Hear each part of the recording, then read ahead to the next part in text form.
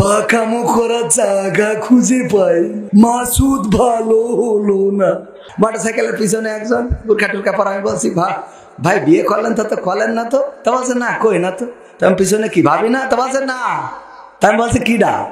পরিচয় করাই দিলে এই আমার গার্লফ্রেন্ড। আছে না নাই? ভাইতে উদাহরণ দিলাম, এরকম অনেকেই পরিচয় করায় না। MM কলেজে গিয়েছেন বেড়াইতে, উনি আর একজনের সাথে বেড়াচ্ছে। কি ব্যাপার, তুই বিয়ে করে ফেলেছিস? আরে না, আমার গার্লফ্রেন্ড। আমি বিয়ে করবো হাফেজে কুরআন দেখে। ও হাফেজে কুরআন দেখে বিয়ে করবার, এর সাথে এখন পাকামো করার জায়গা খুঁজে পাই। ঠিক না বেঠে? মাসুদ ভালো হলো না।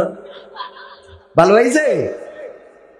নতুন করে হয়েছে চালু এ আবার কোন ট্যালেন্ট, পরিচয় করাই দেখি এই আমার বয়ফ্রেন্ড। মানে মেয়েরাও পরিচয় করায় না? বাড়ি নিয়ে চলে আসে, মা জিজ্ঞেস করে এই কিটারে? আল্লাহ আম্মা আমার বয়ফ্রেন্ড, আজ 3 মাস ধরে আমরা প্রেম করছি। ওরে বাবা, উনি বাগলির ঝাড়ে, কি ঝাড়ে? আজ 3 মাস ধরে আমরা প্রেম করছি আম্মা, উনি তো আপনার জামাই হবে। ওরে জামাই হবে? আবার মেয়ের মা কি কয়? আল্লাহ তা আগের তে বলবি না, আমি একটু না পাড়াতে করে আপেল কিনে আনতাম। আব্বা ভালো আছো আব্বা? ওরে আব্বা আমার, এগুলো বলার দরকার আছে না নাই? এগুলো বললেও তো লজ্জা দিতে পারছি না। লজ্জা জানো পৃথিবীতে উঠে গেছে না? আপনাদের সময় কত লজ্জা ছিল? আগের সময় 100 থাকলে এখন তো 300, ধরু 300 না, এখন 30ও নেই। আছে? আমাদের মাহমুদুল হাসান জিয়াদি ভাই বলছে, একজনের লজ্জা দিতে চাইলো, ওই যে পায়খানা করতেছে মোড়ের মাথায়। কি করছে? রাতের অন্ধকারে তো মোটরসাইকেলে যাচ্ছে, চিন্তা করলে এটা তো বাইরে, এই কাজ করা ঠিক না। তো মোটরসাইকেলের হেডলাইটটা ঘুরাই ধরেছে যেন লজ্জা পায়, আজ জীবনে এই কাজ না করে। ও এত লজ্জা পেয়েছে যে লুঙ্গি তুলে মুখ ঢেকে বসে আছে, যে নিচেই যা হয় ও উপরে যেন কেউ দেখতে না পায়। কি বেকায়দা অবস্থা। নতুন করে হয়েছে চালু এ আবার কোন ট্যালেন্ট, পরিচয় করাই দেখি এই আমার গার্লফ্রেন্ড।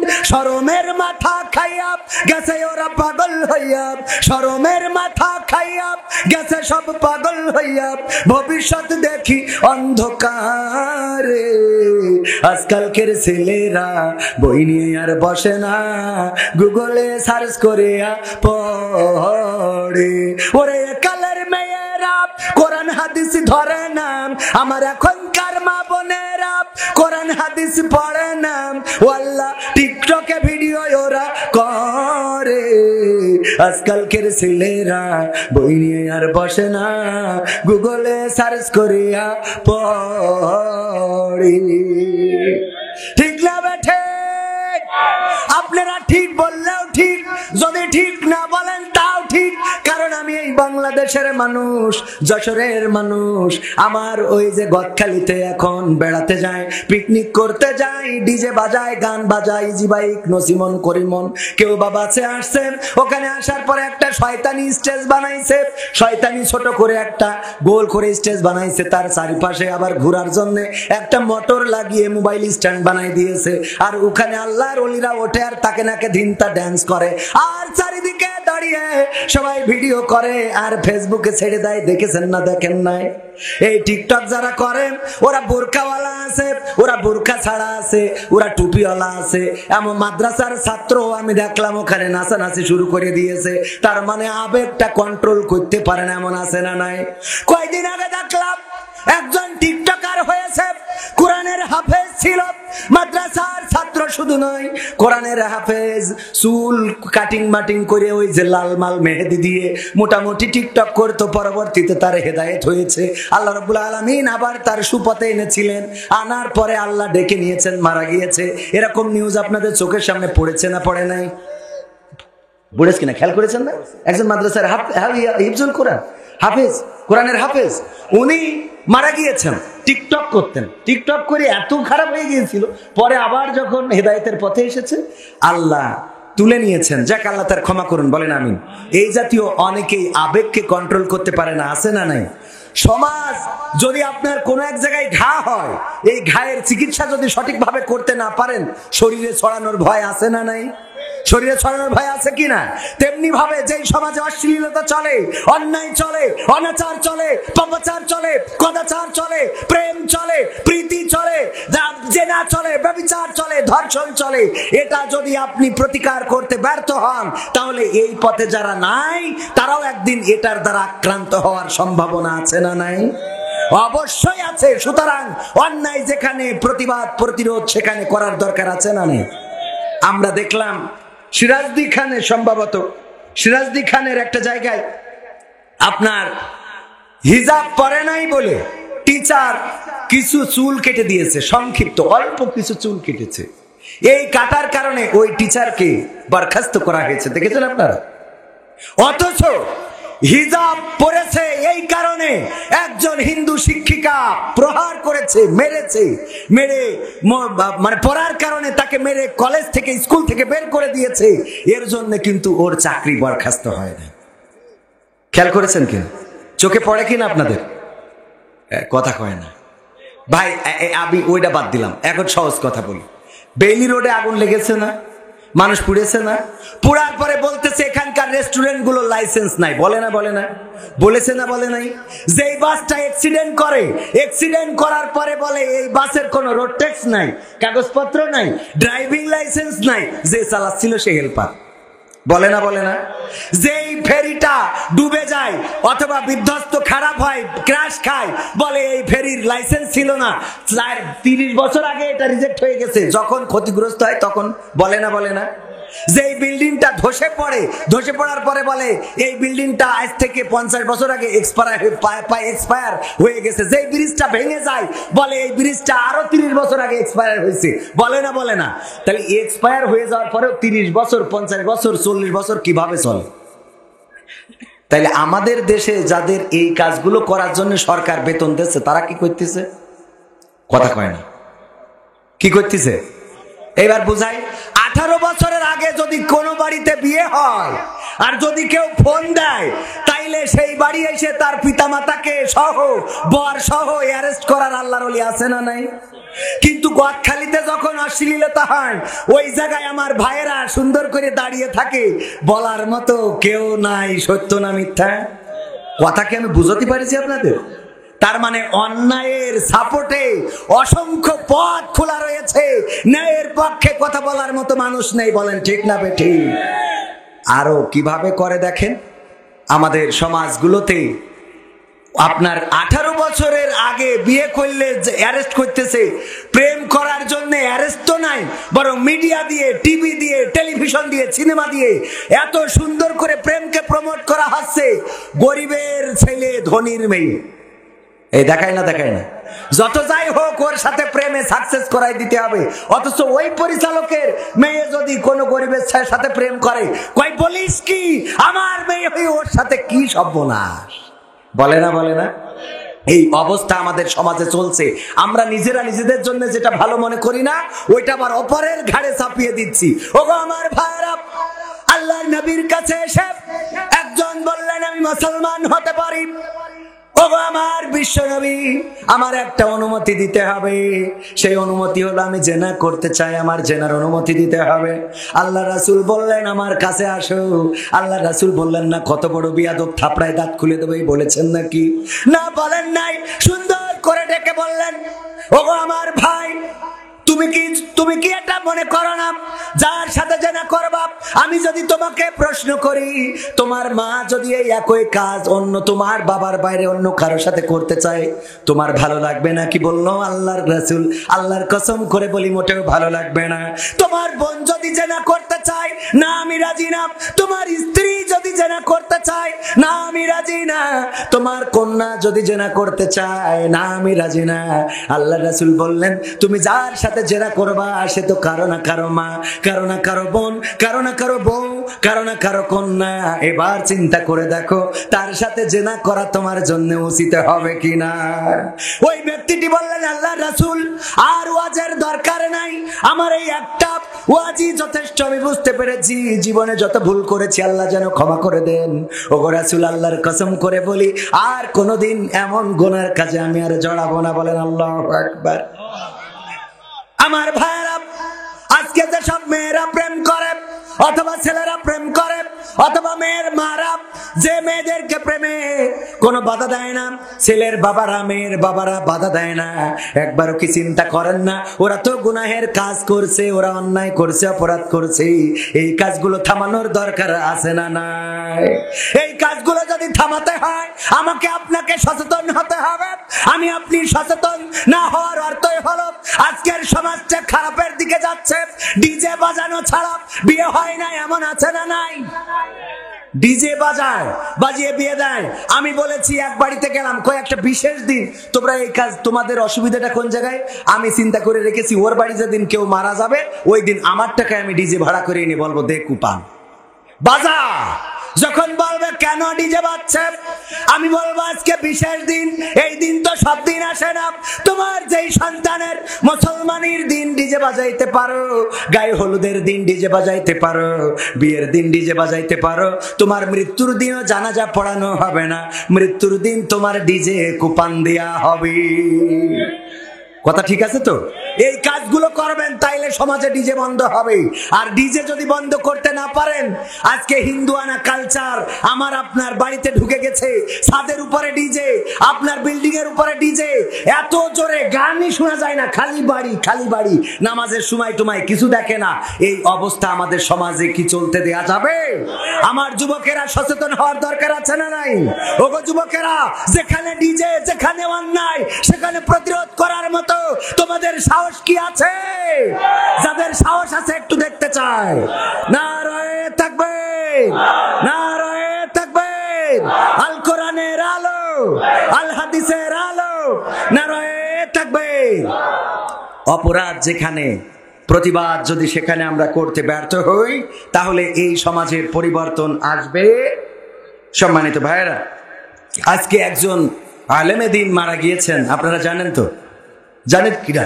আমার ভাইজান আগেই বলেছেন, শ্রদ্ধাভাজন আমার উস্তাদ আমাকে দেখলেই বলতো তোমরা তো আমার রুহানি সন্তান, আমি তো চলে যাব, তোমাদের রেখে যাচ্ছি, এই ময়দানটাকে আবাদ করবা, আল্লাহর জমিনে আল্লাহর দিন কায়েমের জন্য সদা সর্বদা সচেষ্ট থাকবা। সর্বশেষ দেখা হয়েছে কাতারে, আজ থেকে 2 মাস আগে, জানুয়ারিতে উনিও গিয়েছিলেন কাতারে প্রোগ্রাম করার জন্য, এবং আমিও গিয়েছিলাম প্রোগ্রাম করার জন্য।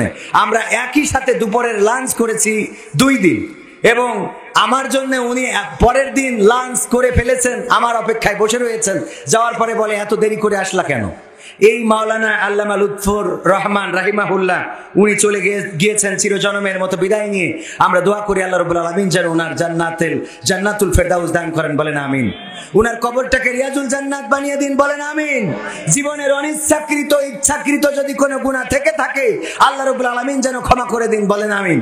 ওগো আমার ভাইরা, এভাবেই তো কত মানুষ চলে যায়। কোরআনের পাখি চলে গেল চিরজনমের মতো বিদায় নিয়ে, অন্ধকার কবরে পাড়ি জমালো। গোটা বাংলাদেশে কত গান গেয়েছি আমি, কোরআনের বাক পাখির মুক্তি চেয়ে গান শোনাতাম, বাইরে যেতাম, বিদেশের বাইরে গেলেই মানুষেরা জিজ্ঞাসা করতো কবে আবার কোরআনের পাখি ফিরে আসবে, কবে আবার তার মুখে গান শোনা যাবে। সান্ত্বনা দিতাম আজ হোক কাল হোক আবার কোরআনের পাখি মুক্ত বাতাসে ঘুরে বেড়াবে। কিন্তু দুঃখজনক হলেও সত্য, এখন বিদেশে গেলে আক্ষেপ করে বলে হুজুর অনেক দিন ধরে আশা পুষে রেখেছিলাম, কোনো একদিন কোরআনের পাখি বের হবে, আবার কোরআনের ময়দানে কথা বলবে, কিন্তু সেই কোরআনের পাখির কণ্ঠে তো আর ওয়াজ শুনবো না। আমি সান্ত্বনা দিয়ে বলি, আমার আজারি ভাই যেমন বলেছিলেন আমরা কোরআনের পাখির কণ্ঠে আবার জান্নাতে বসে ওয়াজ শুনতে চাই, বলেন ঠিক না বেঠিক? আল্লাহ রাব্বুল আলামিন যেন আমাদের সেই ঈমান আমল গঠন করার তৌফিক দান করে দেন, বলেন আমিন। সোনার পাখিরা একে একে উড়ে যায়, ভেঙে ভেঙে হৃদয়ের সকল বাঁধন, নেকড়ের উল্লাসে কাঁপে জনপদ, বঞ্চিত জনতার হৃদয় কাঁদনা। সোনার পাখিরা একে একে উড়ে যায়, ভেঙে ভেঙে হৃদয়ের সকল বাঁধন। পাখিরা ফুলের মতো মোহন পালক, নির্মল জোছনার মিষ্টি আলো। পাখিরা ফুলের মতো মোহন পালক, নির্মল জোছনার মিষ্টি আলো হৃদয়ে নিল ওরা পুণ্যের ধনা। সোনার পাখিরা একে একে উড়ে যায় ভেঙে ভেঙে হৃদয়ের সকল বাঁধন। পাখিরা উড়ে যায় আলোকিত জোছনার দেশে, পাখাগুলো জরিদার আলোময় চলে ওরা ভেসে। ওদের প্রাণের সুর হৃদয়ে বাজে, কি সুবাস মধুময় সকল কাজে। ওদের প্রাণের সুর হৃদয়ে বাজে, কি সুবাস মধুময় সকল কাজে। শাহাদাত বেছে নেয় সাহসী যে জনা, সোনার পাখিরা একে একে উড়ে যায় ভেঙে ভেঙে হৃদয়ের সকল বাঁধন। নেকড়ের উল্লাসে কাঁপে জনপদ, বঞ্চিত জনতার হৃদয়ে কাঁদনা। সোনার পাখিরা একে একে উড়ে যায় ভেঙে ভেঙে হৃদয়ের সকল বাঁধন। একে একে উড়ে যায়, কোথায় চলে যায়, কোন দেশে হারিয়ে যায়, আর আমরা এতিম হয়ে যাই। ওদের সাথে আমাদের আর দেখা হবে না। আল্লাহ রাব্বুল আলামিন যদি ক্ষমা করেন আর জান্নাতে যদি দেখা করার ব্যবস্থা করে দেন, এটাই আমাদের বড় পাওয়া হবে। ওগো আমার ভাইরা, একদিন আমরাও চলে যাব। যেই মানুষটা আজকে চলে গেল, আমি যার জন্য আপনাদের সামনে কথা বলছি, একদিন আমিও চলে যাব। আমাকে নিয়ে অনেক আলেম ওলামা কথা বলবে না? আপনিও চলে যাবেন। অনেকে এখানে আছেন, কার জানাজা কবে হবে আমি জানবো না, আবার আমার জানাজা কবে হবে আপনারা জানবেন না। হঠাৎ শুনবেন কবির বিন সামাদ নাই, এরকম শোনা যাবে না? আমরা কে কবে চলে যাব কেউ জানি না, কার যাওয়াটা কবে হবে আমরা কেউ জানি না। সুতরাং যাওয়ার জন্য প্রস্তুত হওয়ার দরকার আছে না নাই? আল্লাহ রাব্বুল আলামিন বললেন পবিত্র কোরআনের সূরা বাকারার আমি যে আয়াতে কারিমা তেলাওয়াত করেছি, আল্লাহ বলছেন কাইফা তাকফুরুনা বিল্লাহি ওয়া কুনতুম আমওয়াতান ফাআহইয়াকুম সুম্মা ইউমিতুকুম সুম্মা ইউহয়িকুম সুম্মা ইলাইহি তুরজাউন। আল্লাহ বলছেন তোমরা কেমন করে আমি আল্লাহকে অস্বীকার করো। কুফরি করা মানে কি? অস্বীকার করা, ভুলে যাওয়া, আল্লাহর বাইরে অন্যকে মাবুদ হিসাবে মেনে নেওয়া, আল্লাহর বাইরে আল্লাহর দেওয়া মতবাদকে ছেড়ে অন্য কারো মতবাদ গ্রহণ করা, আল্লাহর দেওয়া আইন ছেড়ে অন্য কোন আইনকে সমাজের জন্য কল্যাণকর মনে করা। এটা আল্লাহ আক্ষেপ করে বলছেন যে তোমরা কেমন করে আমাকে ভুলে যাও, আমাকে অস্বীকার করো, আমার সাথে বৃদ্ধাচারণ করো, অথচ তোমরা ছিলে মৃত, তোমাদের কোনো জীবন ছিল না, আকার ছিল না, আকৃতি ছিল না। আমি তোমাদের জীবন দিয়েছি, আবার একদিন আমি তোমাদের মৃত্যু ঘটাবো, আবার আমি তোমাদের পুনরুজ্জীবিত করব। বেলা শেষে ফিরে যাওয়া লাগবে কার কাছে? যাবেন না কে কে? কইছি যাবেন না কে কে? যাওয়া লাগবে না এমন কেউ কি আছেন? ও তোমার গোনা দিন ফুরাইয়া যাবে, গোনা দিন ফুরাইয়া যাবে, যৌবনে লাগবে ভাটি। ওই যে দেখো ডাকিতেছে তোমায় কবরের মাটি, ওই যে দেখো ডাকিতেছে তোমায় কবরের মাটি। সন্ধ্যার আগে যেদিন ডুবিবে বেলা, এক পলকে ভেঙে যাবে তোমার রঙেরই মেলা।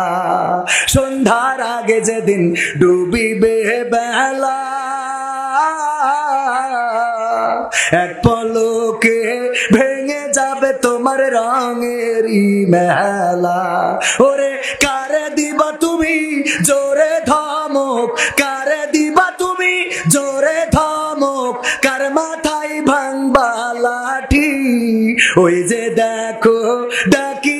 তোমায় কবরের মাটি, ওই যে দেখো ডাকিতেছে তোমায় কবরের মাটি।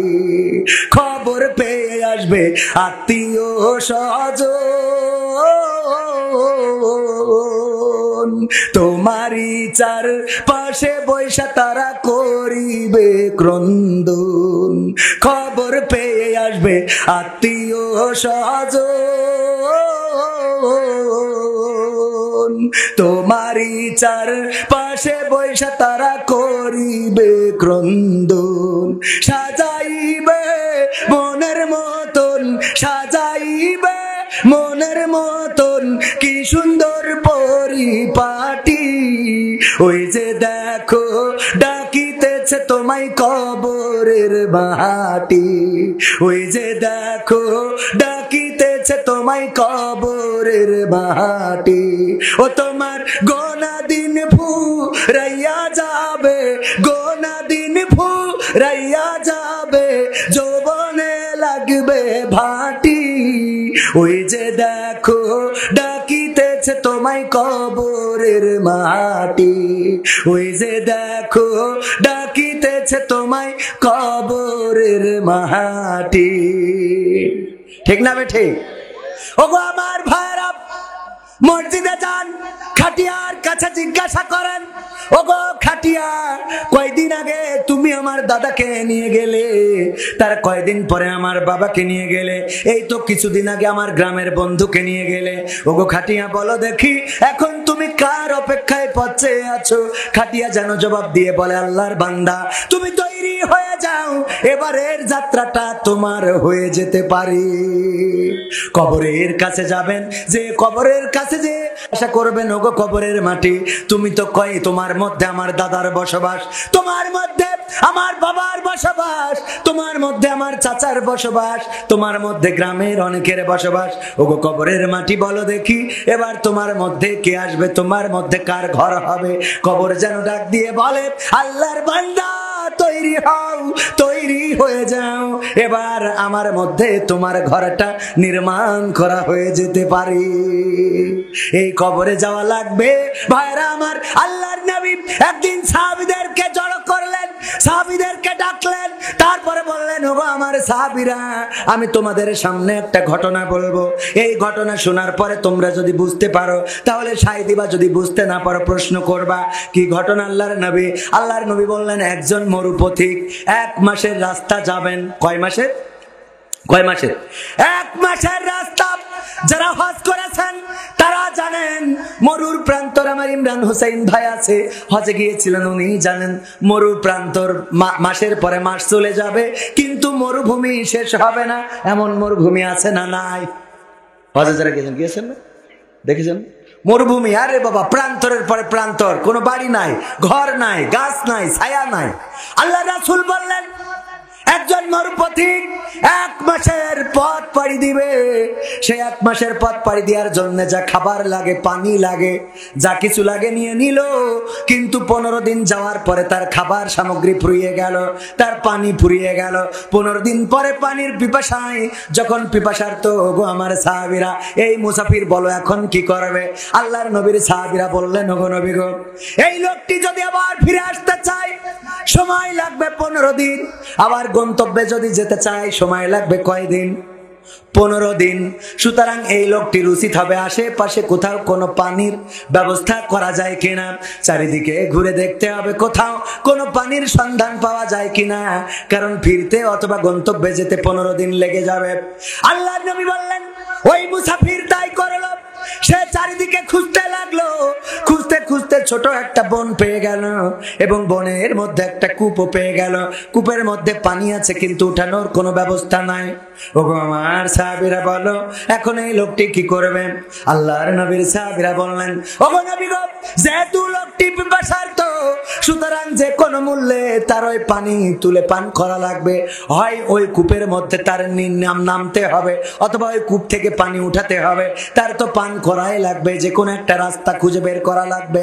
আল্লাহর নবী বললেন, সাহাবীরা আমার, ওই লোকটি তাই করলো, বন থেকে লতা ছিঁড়ে আনলো এবং সেই লতা ওই কূপের উপরে একটা গাছ, গাছের ডালে বাঁধলো এবং লতাটা ঝুলিয়ে দিল পানি পর্যন্ত। তারপরে ওই লতা বেয়ে নামতে লাগলো, কিন্তু যখন কূপের মাঝ বরাবর নেমে গেল, নিচেই তাকিয়ে দেখে কূপের মধ্যে বিষধর সাপ ফনা তুলে রয়েছে। যদি পানি পান করতে যায় তাহলে সাপে ছোবল দিবে। বলো এখন এই মুসাফির কি করবেন? আল্লাহর নবীর সাহাবীরা বললেন, ওগো নবী গো, এই লোকটির উচিত হবে পানি পান না করে উপরে উঠে চলে আসা, কারণ উপরে যদি চলে আসে, যদি বেঁচে থাকে আবারও পানি পান করার সুযোগ পাবে।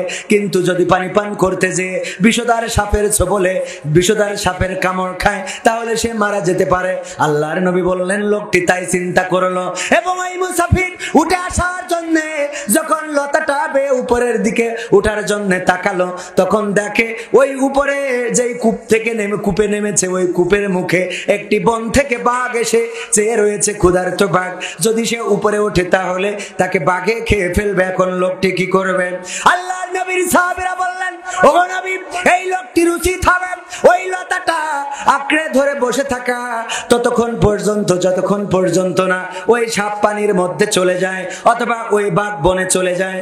আল্লাহর নবী বললেন, সাহাবীরা আমার, এই লোকটি এই চিন্তা করে ওই লতাটা ধরে থাকার চেষ্টা করলো এবং লতাটা আঁকড়ে ধরে যখন আছে, হঠাৎ করে বাঘ উপরে চলে গিয়েছে কিনা দেখার জন্য যখন উপরের দিকে তাকালো, দেখলো ওই গাছের সাথে যে লতাটা বেঁধে রেখেছে, ওই লতাটা কুটকুট কুটকুট করে দুইটা ইঁদুর এসে কেটে দিচ্ছে।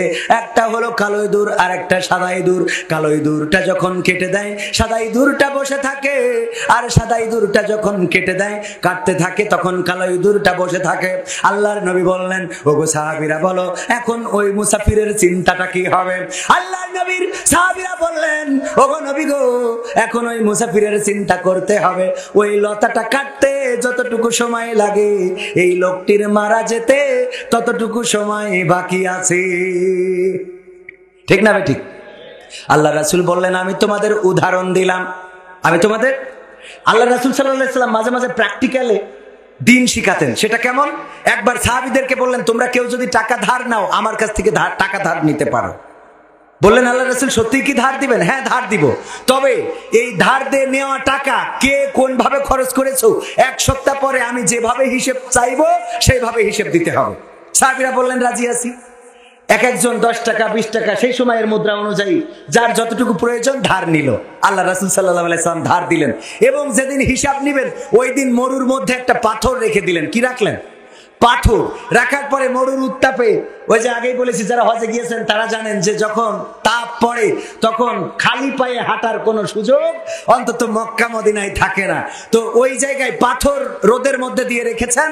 আল্লাহ রাসূল এবার সাহাবীদেরকে ডাকলেন, ডেকে বললেন, আসো, ওই পাথরের উপরে খালি পায়ে দাঁড়িয়ে তোমরা কোন টাকা কোন পথে ব্যয় করেছো হিসেবটা দিবা।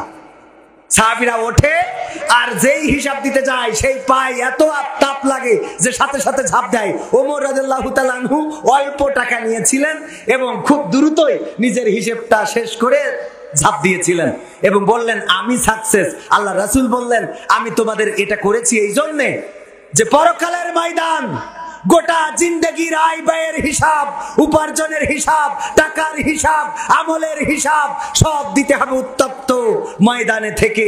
সেখানে কিভাবে হিসাব দিবা একবার একটু চিন্তা করে দেখো। এখানে যদি এক সপ্তাহের হিসাব তুমি এই পাথরের উপরে দাঁড়িয়ে দিতে না পারো, গোটা জিন্দেগির হিসাব কিভাবে দিবা? আল্লাহু আকবার। আল্লাহ রাসূল সাল্লাল্লাহু আলাইহি ওয়াসাল্লাম প্র্যাকটিক্যালি বুঝাতেন। আল্লাহ রাসূলের স্ত্রীরা বললেন, আল্লাহ রাসূল আপনি কোন স্ত্রীকে সবচেয়ে বেশি ভালোবাসেন? আল্লাহ রাসূল বলল, উত্তর কি আজকে দেয়া লাগবে? বলল, আজকে দিলে ভালো হয়। বলল, আজ দেবো না, কালকে দেবো। আজ দেবো না, কালকে দেবো। পরে কি করলেন? রাত্রে সব বিবিদের ঘরে গেলেন এবং একটা করে খুরমা দিলেন আর বললেন, এই যে খুরমা দিলাম আর কেউ যেন না জানে, অন্তত আমার জিন্দেগিতে কারো কাছে যেন বলবা না যে আমি তোমাকে খুরমা দিয়েছি। সব বিবিকে খুরমা দিলেন। দেওয়ার পরে পরের দিন বললেন, তোমরা জিজ্ঞেস করেছিলে কাকে বেশি ভালোবাসি, আজকে কি বলবো? বললো, অবশ্যই রাসূল, আমরা শোনার জন্য তো উদ্গ্রীব হয়ে আছি। আল্লাহ রাসূল বললেন, আমি গতকাল রাতে যার ঘরে যে একটা খেজুর দিয়েছি তাকে বড় বেশি ভালোবাসি। দিয়েছেন সব স্ত্রীর যে কয়জন ছিল, 7 জন, মতান্তরে 9 জন একসাথে, এই সবাইকে দিয়েছেন এবং সবাই খুশি হয়ে গেল। আল্লাহ রাসূল তো আমার ঘরে এসে আমাকে একটা খেজুর দিয়েছে। এটা ছিল রাসূল সাল্লাল্লাহু আলাইহি সাল্লামের হিকমত। বলেন আলহামদুলিল্লাহ। আল্লাহ রাসূল স্ত্রীদের নিয়ে আনন্দ করতেন কেমন? আম্মা আয়েশা রাদিয়াল্লাহু তাআলা আনহার খবর আপনারা জানেন। ডাক দিয়ে বললেন, ও আয়েশা চলো, জ্যোৎস্না রাত, চাঁদনি রাত, আমরা একটু দৌড়াবো, ওই টিলাটা পর্যন্ত দৌড় দেব, দেখি কে আগে পৌঁছায়। দৌড় দিলেন। আম্মা আয়েশা রাদিয়াল্লাহু তাআলা আনহা ফার্স্ট হয়ে গেলেন। আল্লাহ রাসূল সাল্লাল্লাহু আলাইহি সাল্লামকে বললেন, আমি তো গোল দিয়ে দিয়েছি, আমি গোল দিয়ে দিয়েছি। আল্লাহ রাসূল বললেন, অসুবিধা নাই। আবার কিছু কাল যাওয়ার পরে আল্লাহ রাসূল বললেন, আয়েশা চলো আজকে চাঁদনি রাত, আমরা একটু দৌড় দেব, আমরা দৌড়াবো আবার ওই টিলাটা পর্যন্ত। দৌড় দিলেন। এবার রাসূল ফার্স্ট হয়ে গেলেন। আম্মা আয়েশা রাদিয়াল্লাহু তাআলা আনহা লজ্জায় পড়ে গেলেন, মাথা নিচু করে বললেন, ওগো বিশ্বনবী, আমি আগের চেয়ে একটু ভারী হয়ে গেছি, একটু মোটা হয়ে গেছি, এই জন্য আপনার সাথে তো দৌড়ায় পারলাম না। আল্লাহ রাসূল বললেন, লজ্জা পাওয়ার কিছু নাই, তুমি আমার একদিন গোল দিয়ে দিয়েছিলে, আজকে তোমার আমি ডুরা করে পরিশোধ করে দিলাম। বলেন সুবহানাল্লাহ। আমার রাসূল এইভাবে স্ত্রীদের বিনোদন দিতেন। আর এখন আমাদের স্ত্রীদের নিয়ে এমন বিনোদন দেওয়ার মতো কোন আল্লাহর ওলি আছে নাকি? আছেন? যা আপনার স্ত্রীকে নিয়ে, আমি গত কোন জায়গায় বলেছি, আপনার স্ত্রীকে নিয়ে র্যাকেট খেলবেন, তবে এই র্যাকেট খেলা আবার যেন স্ত্রীর সাথে আবার দেওয়ার করে না, এদিকটা খেয়াল রাখবেন। র্যাকেট খেলা কি খারাপ? না, স্ত্রীর সাথে খেলবেন, পাঁচিল দিয়া বাড়িতে লাইট লাগাই এমন জায়গায় খেলার দরকার নেই যাবার অন্যরা ভিডিও করে বা ফেসবুকে ছেড়ে যায়। হ্যাঁ, এদিকটা খেয়াল রাখবেন। এখন তো বেকায়দা সব ভিডিও হয়ে যায়। কোনে কি আগে টয়লেটে গেলে চারিপাশে তাকাই দেখিন যে কি আছে কি নেই, শয়তানের অভাব আছে, কোথায় কোন ভিডিও হয়ে যাচ্ছে, আর আল্লাহর কাছে ক্যামেরার অভাব আছে। সুতরাং আমি সূরা আল ইমরানের যে আয়াতটা বলেছিলাম, মনে আছে কিনা? ইয়া আইয়ুহাল্লাযীনা আমানুত্তাকুল্লাহ হাক্কা তুকাতিহি ওয়া লা তামুতুন্না ইল্লা ওয়া আনতুম মুসলিমুন। যে আল্লাহ বলছে ভয় করো যেমন করে ভয় করা উচিত। কেমন ভয়? আপনার মাথার উপরে সদা সর্বদা দিনের আলোতে রাতের অন্ধকারে সবকিছু আল্লাহর কাছে রেকর্ড হচ্ছে না? হচ্ছে না? সব রেকর্ড হয়ে যাচ্ছে আল্লাহর কাছে, সব কিছু কিন্তু উন্মুক্ত হয়ে যাবে। সুতরাং আমাদের প্রস্তুত হতে হবে। আমরা আল্লাহর জন্য নিবেদিত প্রাণ হওয়ার দরকার আছে না নাই? আল্লাহর জমিনে আল্লাহর দিন কায়েম করার জন্য, আল্লাহর জমিনে আল্লাহর কোরআন কায়েম করার জন্য নিবেদিত প্রাণ হওয়ার দরকার আছে না নাই? যেমন নিবেদিত প্রাণ ছিলেন কোরআনের পাখি, যেমন নিবেদিত প্রাণ ছিলেন আল্লামা লুৎফুর রহমান, অনেকেই কোরআনের সাথে থাকার কারণে শহীদ হয়ে আল্লাহর কাছে পৌঁছে গিয়েছে না, যায় নাই? কোরআনের সাথে যারা করবে দ্বন্দ্ব, তাদের সাথে কবু হবে না আপোষ। হবে? কোরআনের সাথে যারা করবে দ্বন্দ্ব, তাদের সাথে কবু হবে না আপোষ। কোরআনের সাথে যারা করবে দ্বন্দ্ব, তাদের সাথে কবু হবে না আপোষ। জেল জুলুম হলেও হবে, জেল জুলুম হলেও হবে, বিবেকের কাছে তবু রব নির্দোষ। আমার রবের কাছে রব নির্দোষ, মহান প্রভুর কাছে রব নির্দোষ। কোরআনের সাথে যারা করবে দ্বন্দ্ব, তাদের সাথে কবু হবে না। কোরআনের কথা যারা বলে যায় আজ, তাদের দমাতে কত ফন্দি, কাউকে ধরে নিয়ে দিয়েছে ফাঁসি, কাউকে রেখেছে আজ বন্দি। রেখেছে না রাখে নাই? আল্লামা মামুনুল হক এখনো কারাগারে আছে না নাই?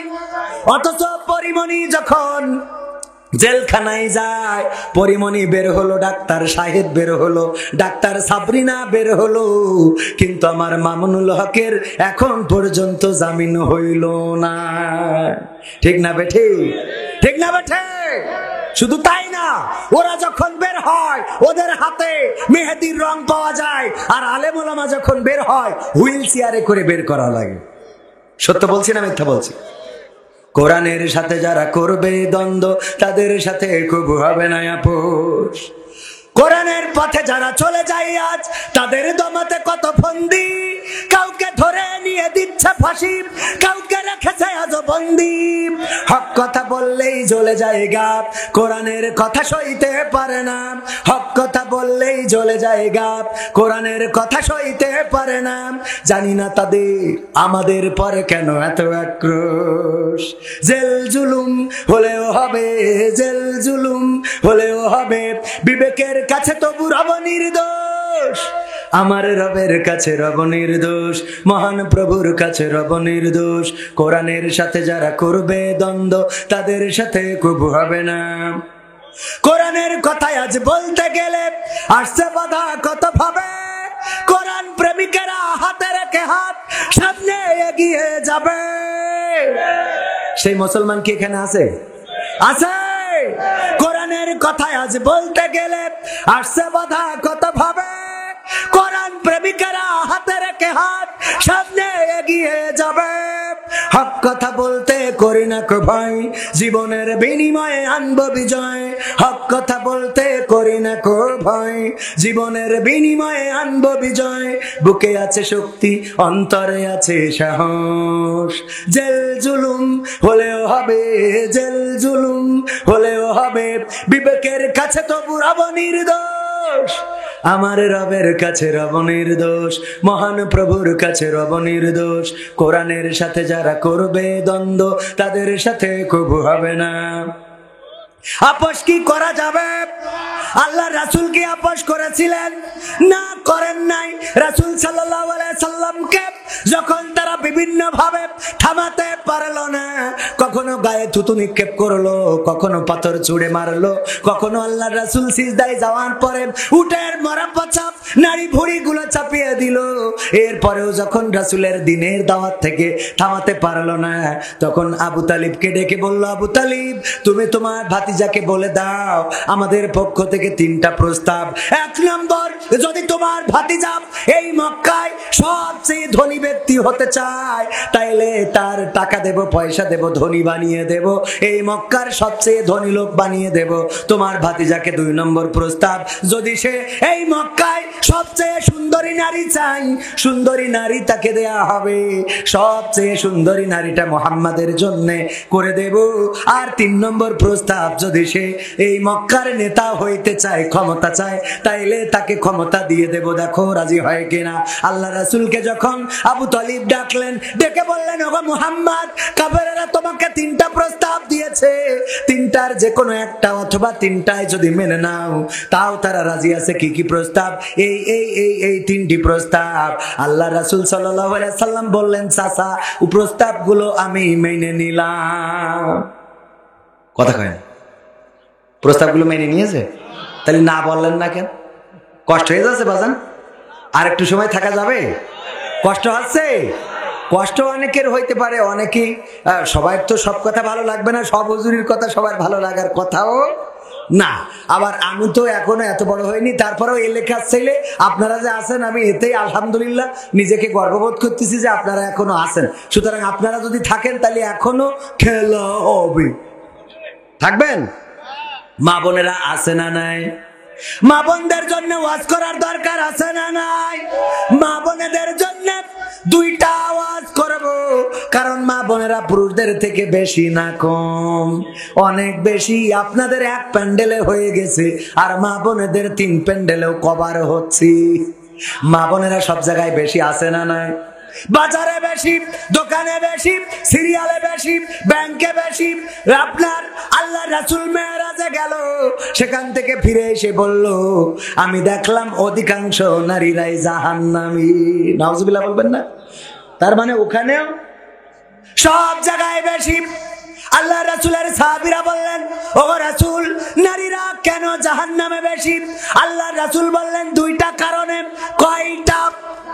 কারণ কয়টা? একটু জোরে বলেন, কারণ কয়টা?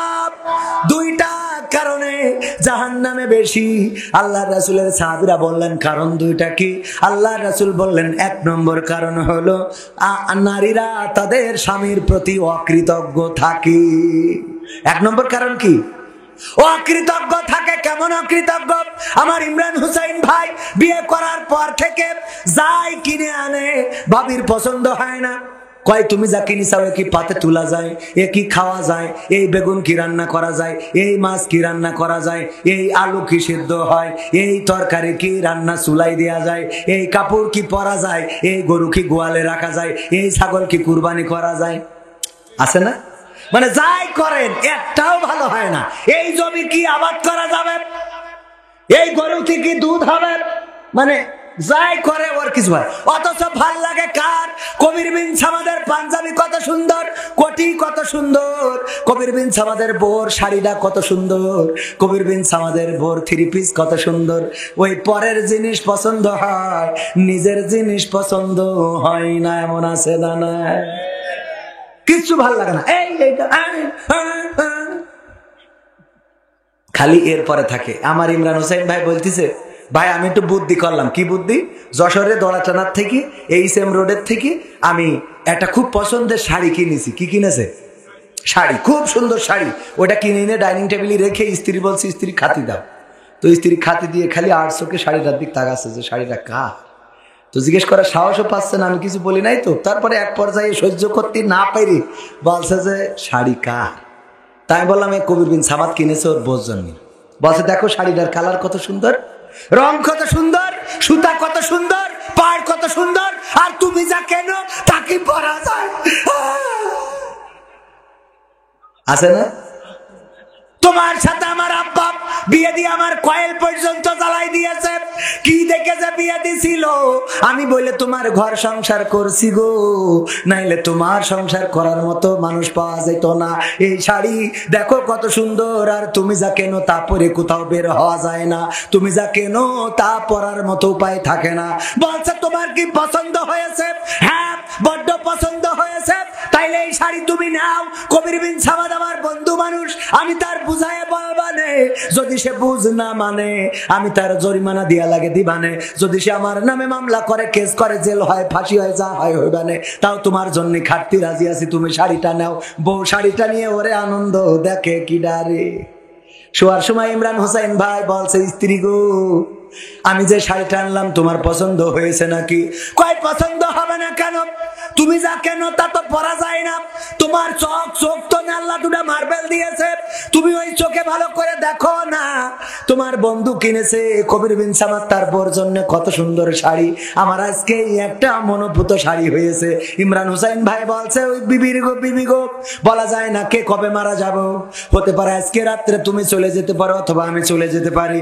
আমার মনের কথাটা যদি তোমারে না বলে মারা যায়, অথবা তুমি যদি চলে যাও, তাইলে বড্ড কষ্ট থেকে যাবে। দেখো আমি আসলে নিজের টাকা দিয়ে নিজে পছন্দ করে আজকে তোমার জন্য এই শাড়িটা এনেছি। বলছে তালিয়ের রং থাকবে না।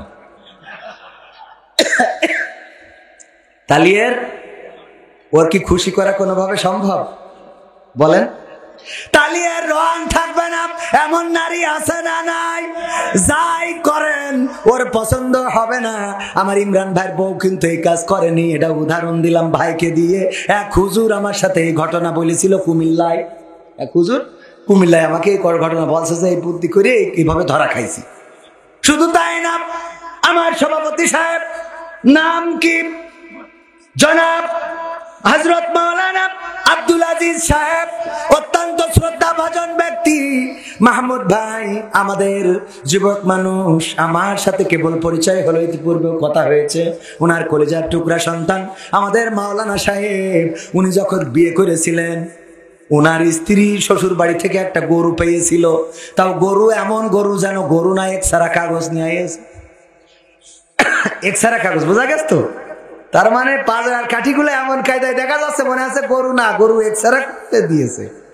এক শালা টেনেছে আর এক শালা ঠেলেছে। এই অভয়নগর আসতে যাই, আবার চেঙ্গুটিয়া আসতে যাই, 3 বার ব্রেক ফেল করেছে, ল্যাজ ধরে স্টার্ট দিতে হয়েছে।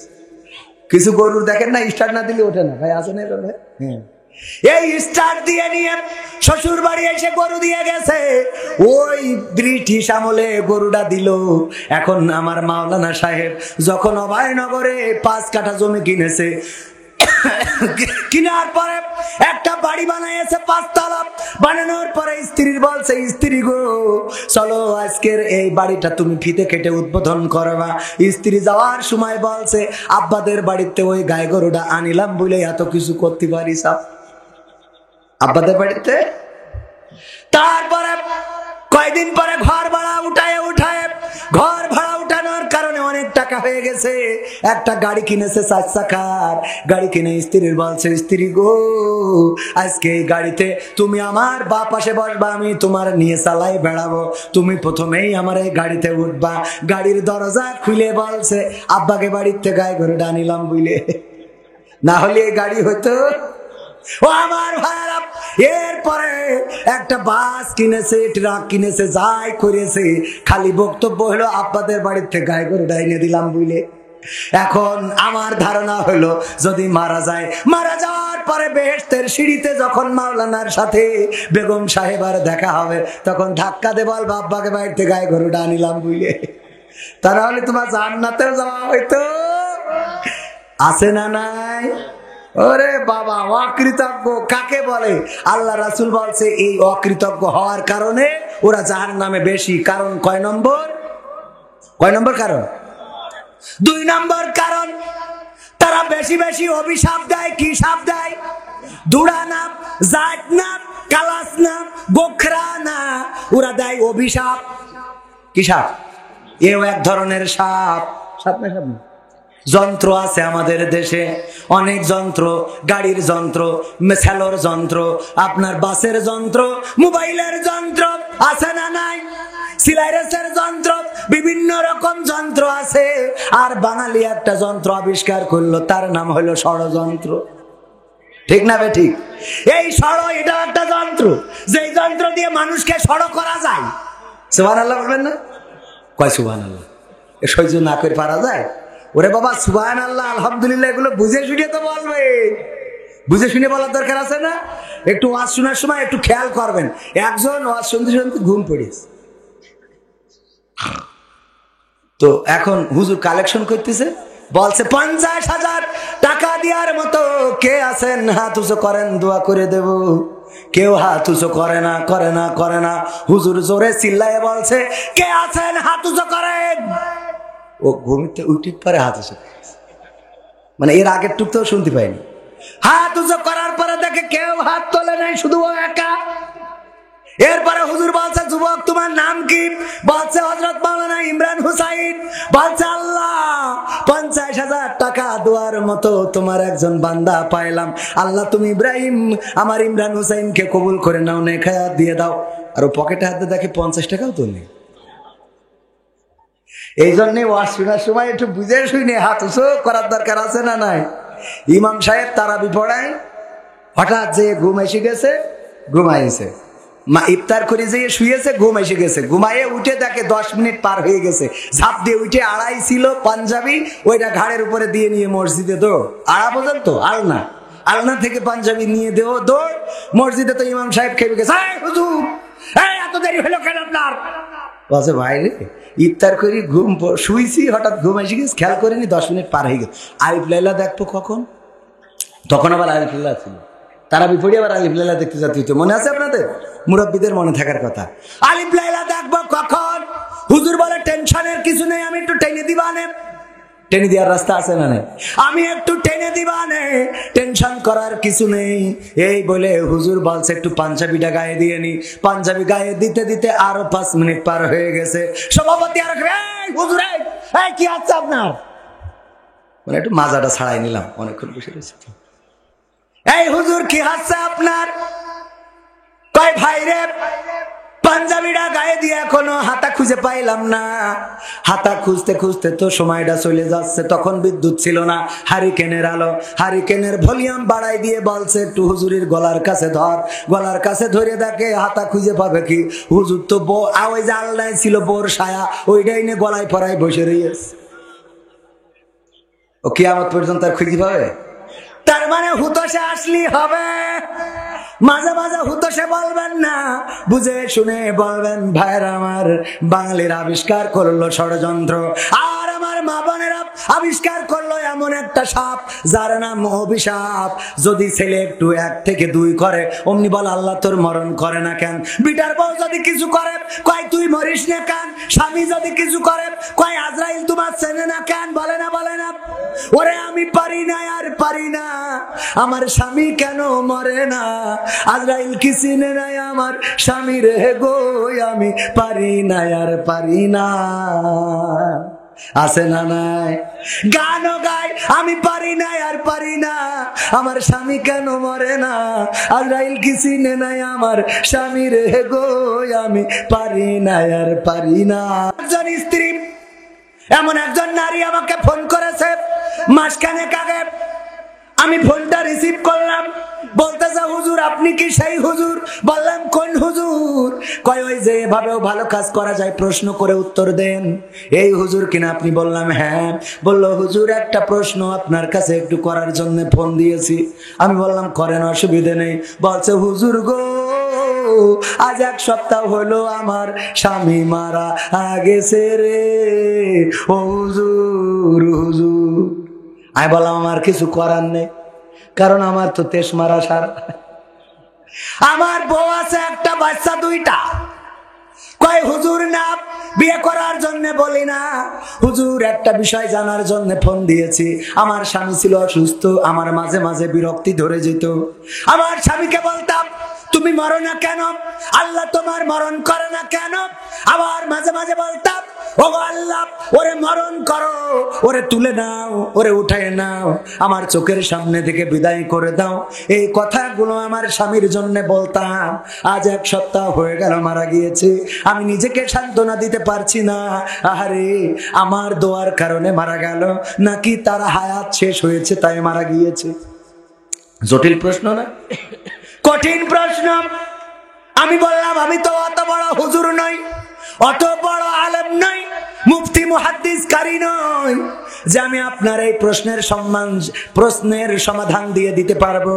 তবে এতটুকু বলে রাখি ওগো আমার বোন, আল্লাহ রাব্বুল আলামিন দোয়া যেমন কবুল করে, বদদোয়া তেমন কবুল করে না? করে না? বদদোয়াও কবুল করে থাকেন।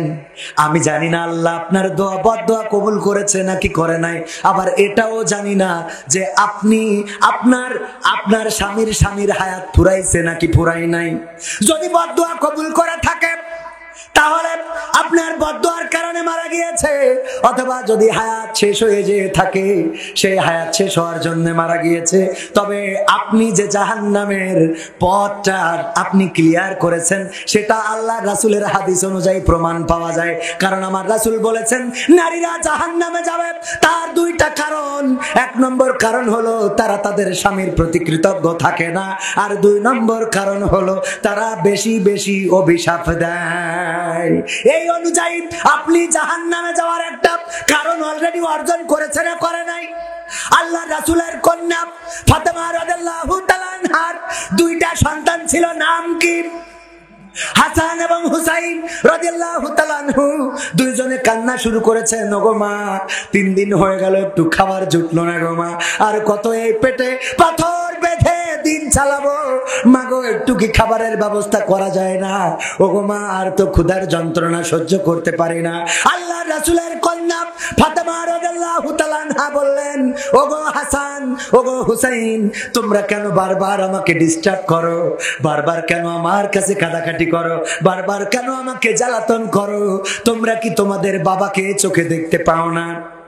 এই কথা যখন বলছিলেন আলী রাদিয়াল্লাহু তাআলা আনহু 3 দিন ধরে মদিনার অলিতে গলিতে ঘুরে বেড়িয়েছেন, এক মুঠো খাবারের ব্যবস্থা করতে পারেন নাই, কোনো কাজের ব্যবস্থা করতে পারেন নাই। এই অবস্থায় বাড়িতে ফিরছিলেন, যখন এমন কথা শুনলেন ওই গেট থেকে বের হয়ে গেলেন। ফাতেমা রাদিয়াল্লাহু তাআলা আনহার বাড়িটা দেখেছেন না দেখেন নাই? আমার ইমরান ভাইও দেখেছেন না দেখেন নাই? বাড়িটা মসজিদে নববীর কাছে, ওই বাড়ি এখনো গেট দেওয়া আছে। ফাতেমা রাদিয়াল্লাহু তাআলা আনহার বাড়ি আমার ভাইজান দেখেছে, কারণ হলো আমি এবং ভাই একসাথে ওখানে ছিলাম আলহামদুলিল্লাহ। এবং আমার মাসুম বিল্লাহ ভাই সিঙ্গাপুর থাকেন আলহামদুলিল্লাহ। যারা কাবা ঘর তাওয়াফ করেন নাই মনের মধ্যে স্বপ্ন রাখেন আল্লাহ যেন আপনার কাবা ঘরটা তাওয়াফ করার তৌফিক দান করেন, বলেন আমিন। আল্লাহ রাসূলের রওজায় সালাম দেওয়ার দরকার আছে না নাই? ও আমার ভাইরা, এখন উমরায় যাওয়ার জন্য মেলা টাকা লাগে না। মাত্র একটা গরু যদি পোষেন আপনি 20,000, 25,000, 30,000, 40,000 টাকার একটা বাছুর গরু যদি কিনে আপনি লালন পালন করেন, 1 বছরের মধ্যে ওই গরুটার যে দাম বিক্রি হবে তাই দিয়ে উমরা করে আরো 2 টাকা বেঁচে থাকবে, বলেন সুবহানাল্লাহ। বাঁচবে না? বাঁচবে না? গরুর দাম কম না বেশি? 1,30,000, 40,000, 2 লাখ, 2.5 লাখ আছে না নাই? অথচ উমরা করতে 1,10,000, 20,000, 25,000, 30,000 টাকা লাগে। ওখানে যাওয়ার টাকা হয় না, আর জমি বন্ধক রেখেছে বিঘে 2 লাখ টাকা। কথা কয় না? এই আছে না নাই? এরম আল্লাহর ওলি আপনাদের এলাকায় নেই, কিন্তু আমাদের এলাকায় জমি বন্ধক রাখে 2 লাখ টাকা বিঘে। তাও জমি রাখে না, টাকা দিয়ে কয় 6 মণ করে ধান বাড়ি পয়সা দিও। আরে বাবা, পাকামো করার জায়গা খুঁজে পাই না। ঠিক না বেঠে? বলে আমি সুদ খাই না। কি খায় না? সুদ খায় না, ও ধান খায়। সুদ খায় না, ধান খায় এমন আছে। ওগো আমার ভাইরা, আল্লাহর নবীর জামাতা আলী রাদিয়াল্লাহু তাআলা আনহু বের হয়ে গেলেন। আল্লাহর নবীর কন্যা ফাতেমা রাদিয়াল্লাহু তাআলা আনহা দেখলেন স্বামী ঘরে ঢুকছিল, হঠাৎ করে আবার বের হয়ে গেছে। হাসান হুসাইনকে ডেকে বললেন, তোমাদের বাবা কই? বললেন, তো আমার বাবা যখন আপনি আমাদেরকে ধমক দিয়েছেন তখন বাবা গেট থেকে বের হয়ে গেছে। আল্লাহর নবীর কন্যা কিছুক্ষণ অপেক্ষা করলেন, যখন বাড়ি আসলো না চারিদিকে খোঁজা শুরু করে দিলেন, কোথাও পাইলেন না। বিশ্ব নবীর কাছে গেলেন, যে বললেন, ওগো আমার পিতা, আমি আজকে আপনার জামাইকে কষ্ট দিয়ে ফেলেছি। কি কষ্ট দিয়েছ গো মা? ওগো আমার পিতা, আপনার জামাই আজ 3 দিন হয়ে গেল বাড়িতে কোনো খাবার আনতে পারে নাই, আজ 3 দিন ধরে কোথাও কোনো কাজ পায় নাই, সন্তানের জন্য কোনো খাবারের ব্যবস্থা করতে পারে নাই। সন্তানরা যখন আমাকে বারবার ডিস্টার্ব করছিল, আমি বললাম, তোমরা আমাকে কেন জ্বালাতন করো, তোমাদের বাবাকে কি চোখে দেখো না? এই বলার কারণে আপনার জামাতা গেট থেকে বের হয়ে গেছে, এখন পর্যন্ত বাড়িতে ফেরে নাই, আমিও কোথাও খুঁজে খুঁজে পাইলাম না।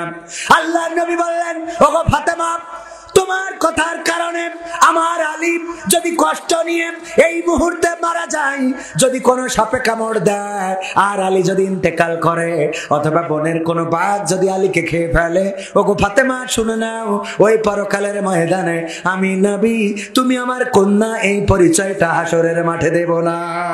আল্লাহু আকবার। আল্লাহ রাসূল তার কন্যাকে, কন্যার স্বামী আলী রাদিয়াল্লাহু তাআলা আনহুর সাথে এমন একটা আচরণ, যে আচরণটা আসলে আলীর সাথে করে নাই। শুধু সন্তানদেরকে বলেছে, কেন আমাকে জ্বালাতন করো, তোমাদের বাবাকে কি চোখে দেখো না? এই কথা বলার কারণে আল্লাহর রাসূল নিজের কন্যার পরিচয় পর্যন্ত আরশে আজিমে কিয়ামতের ময়দানে দিতে চায় নাই, হাসরের ময়দানে দিতে চায় নাই। ওগো আমার ভাইরা, ওগো আমার মায়েরা, পর্দার অন্তরালে যারা আছেন, এবার চিন্তা করে দেখেন, যারা অহরহ স্বামীর সাথে খারাপ আচরণ করেন, স্বামীকে কষ্ট দেন, গালমন্দ করেন, স্বামীর সাথে ব্যবহার খারাপ করেন, এই স্বামী যদি মারা যায়, আপনার প্রতি রাগ রেখে, ক্ষোভ রেখে, অভিমান রেখে যদি মারা যায়, আর আপনি যদি ক্ষমা চেয়ে না নিতে পারেন, বলেন আল্লাহর রাসূল কি উম্মত হিসাবে আপনার স্বীকার করবে? নিজের কন্যাকে যদি স্বীকার করতে না চায়, তো আমাদের উম্মত হিসেবে কি স্বীকার করবে? সুতরাং আমাদেরকে সচেতন হওয়ার দরকার। আমার নারীরা স্বামীদের সাথে ভালো ব্যবহার করবেন। স্বামীদের চুল দিয়ে পা মুছাই দিলে সওয়াব আছে না নাই? আল্লাহ রাসূল বলেছেন, যদি কেউ মাথা মুখমণ্ডলে সুন্দর করে মহব্বত করে হাত বুলাইয়ে দেয়, তাইলে ওর মাথায় যত চুল আছে ওই সমপরিমাণ চুল, ওই স্বামীর মাথায় যত চুল আছে সমপরিমাণ চুলের সওয়াব আমল নামায় দেখা লিখে দেয়া হয়। বলেন সুবহানাল্লাহ। এই কথা বলার পরে আমার টাকলা মুরাদ ভাইয়ের বউ বলতেছে, তাহলে আমার কি হবে? বলছে, তাহলে আমার তো বেকায়দা অবস্থা, মোট মাথার মধ্যে কোনো মাল আছে। আমার আব্বা বলছেন, আমার আব্বা বলতেন, আজ 22 বছর হয়ে গেল আব্বা চলে গিয়েছেন। মাস্টার আব্দুস সামাদ, আব্বা ওয়াজ করে বেড়াতেন, প্রাইমারি স্কুলের টিচার ছিলেন। আমার আব্বা এক জায়গায় ওয়াজ করেছে, ওগো নারীরা, যদি পারো তোমরা তোমাদের স্বামীদের চুল দিয়ে পা মুছাই দিবা। কেন দিবা? আর রহিম আলাইহিস সালাম তার স্বামীকে চুল দিয়ে পা মুছাই দিতেন। এই কথা শুনে আপনার অভয়নগর সেঙ্গুটিয়ার এক নারী, সে তার স্বামীর চুল দিয়ে পা মুছাই দিয়ে শুয়েছে। শোয়ার পরে গন্ধের জ্বালায় বাঁচা যাচ্ছে না। গন্ধ তো গন্ধ, দুর্গন্ধ, কিসের গন্ধ? পায়খানার গন্ধ। এই গন্ধ কোথা থেকে আসছে? গন্ধ খুঁজে পায় না, আলো জ্বালিয়ে কোথাও খুঁজে পায় না। স্বামী চুল টেনে এনে বলছে, তোমার চুলির থেকেই তো এই গন্ধ। বলছে, ঘটনা কি? কয়, ঘটনা কি বলতে পারবো না। হুজুর ওয়াজ করল যে, ওগো নারীরা, তোমরা যদি পারো তোমাদের স্বামীদের চুল দিয়ে পা মুছাই দিবা। এই বলার কারণে আমি একটু আমল করে শুয়েছি, তোমার চুল দিয়ে পা মুছাই দিয়েছি। বলছে, ঘটনা তো ঘটেছে ওই জায়গায়, ওই সেঙ্গুটিয়ার বাজারে খেলছিল তাস, টাকা দিয়ে। এর নাম কি? জুয়া। এর নাম কি? জুয়া খেলছিল। হঠাৎ করে পুলিশের গাড়ি এসেছে, ওই যে সাইলেন্ট দিতে। এই গাড়ি যখন এসেছে, অমনি ওই জায়গা থেকে দৌড় দিয়েছে। জুতা পায়ে দেওয়ার টাইম পায় নাই, দৌড় দিয়ে বাঁশবাগান দিয়ে গিয়েছে। বাঁশবাগানে কিটা ছেড়ে ছুঁয়েছে, চটকায় দিয়ে শুয়ে রয়েছে। আর ওই দিন পা মোছাই দিয়ে শুয়েছে। পরের দিন যখন আব্বা বাড়ি আসতেছে, মহিলারা ডেকে বলছে, হুজুর শোনেন, স্বামীদের যা চুল মুছাই, চুল দিয়ে পা মুছাই দিতে বললেন, অসুবিধা নেই, আমরা দেব, কিন্তু ওদের বলবেন ওরা যেন টিউকলেতে পাটা ধুয়ে সই। ঠিক আছে তো বাজার? কারণ আমরা খারাপ না ভালো, আমরা এতটাই খারাপ, নিজে নামাজ পড়ি না, আবার স্ত্রীকে তাপসী রাবিয়া কল্পনা করি, নিজে সারাদিন চায়ের দোকানে আড্ডায় থাকে, আর স্ত্রী সিরিয়াল দেখার কারণে হুজুরির বলে, হুজুর একটু সিরিয়ালের বিরুদ্ধে ওয়াজ করে দিয়েন। আছে না নাই? ওরে বাবা, সিরিয়ালের বিরুদ্ধে ওয়াজ করবো, তা তুই সারাদিন চার দোকানে পরিমণি দেখে বেড়াও কে? আমার মা বোনেরা বলছে, হুজুর আজকে ওয়াজ ঠিক আছে, দাওয়াত হবে না? হবে না। একজন স্বামী ওয়াজ শুনেছে যে স্ত্রী যদি নামাজ না পড়ে স্বামী জাহান্নামে যাবে। বাড়ি যেয়ে স্ত্রীর রাত 12টার পরে ডেকে বলছে ওঠ, তা বলছে কেন? বলছে ওঠ, নামাজ পড়তে হবে। কেন? তা বলছে তুই নামাজ না পড়লে আমি জাহান্নামে যাবো। কি ডাক হইলো? বলছে যশোরের হুজুর বললো যে স্ত্রী যদি নামাজ না পড়ে স্বামী জাহান্নামে যাবে। তা বলছে অসুবিধা কি? বলছে অসুবিধা কি মানে? এই তুই আমার বউ, তোর জন্য আমি জাহান্নামে যাবো, তুই ভাবলে কি করে? তা বলছে যে তুমি তো নামাজ পড়ো না। বলছে আমি নামাজ পড়িনি, আমার জন্য আমি জাহান্নামে যাবো, অসুবিধা নেই, তোর জন্য যাবো কে? আমার জন্য আমি যাব, তোর জন্য তো যাব না। ওঠ, বলছে কাল খেতে পড়। কে কালকে? তাই খেতে। ওঠ শিগগির ওঠ। উঠায় জোর করে উজু করাই আছে, শীতের রাত, এত করে বললো কালকে থেকে পড়ব না, শুনলো না, শুনলো না। তারপরে উজু করানোর পরে রাত 12টার সময় এসে কাঁদতেছে আর বলছে, বলো এখন কিসের নামাজ? রাত 12টার সময় কয় নক্তের নামাজ, কয় রাকাত পড়ো? বলছে যা হয় পড়। এখন গলার আওয়াজ এত আসতে আল্লাহর কি খেলা হবে? তো আর একটু সময় থাকা যাবে? যাবে আর একটু সময়, আর 10 মিনিট, 10 মিনিট। ও আমার ভাইরা,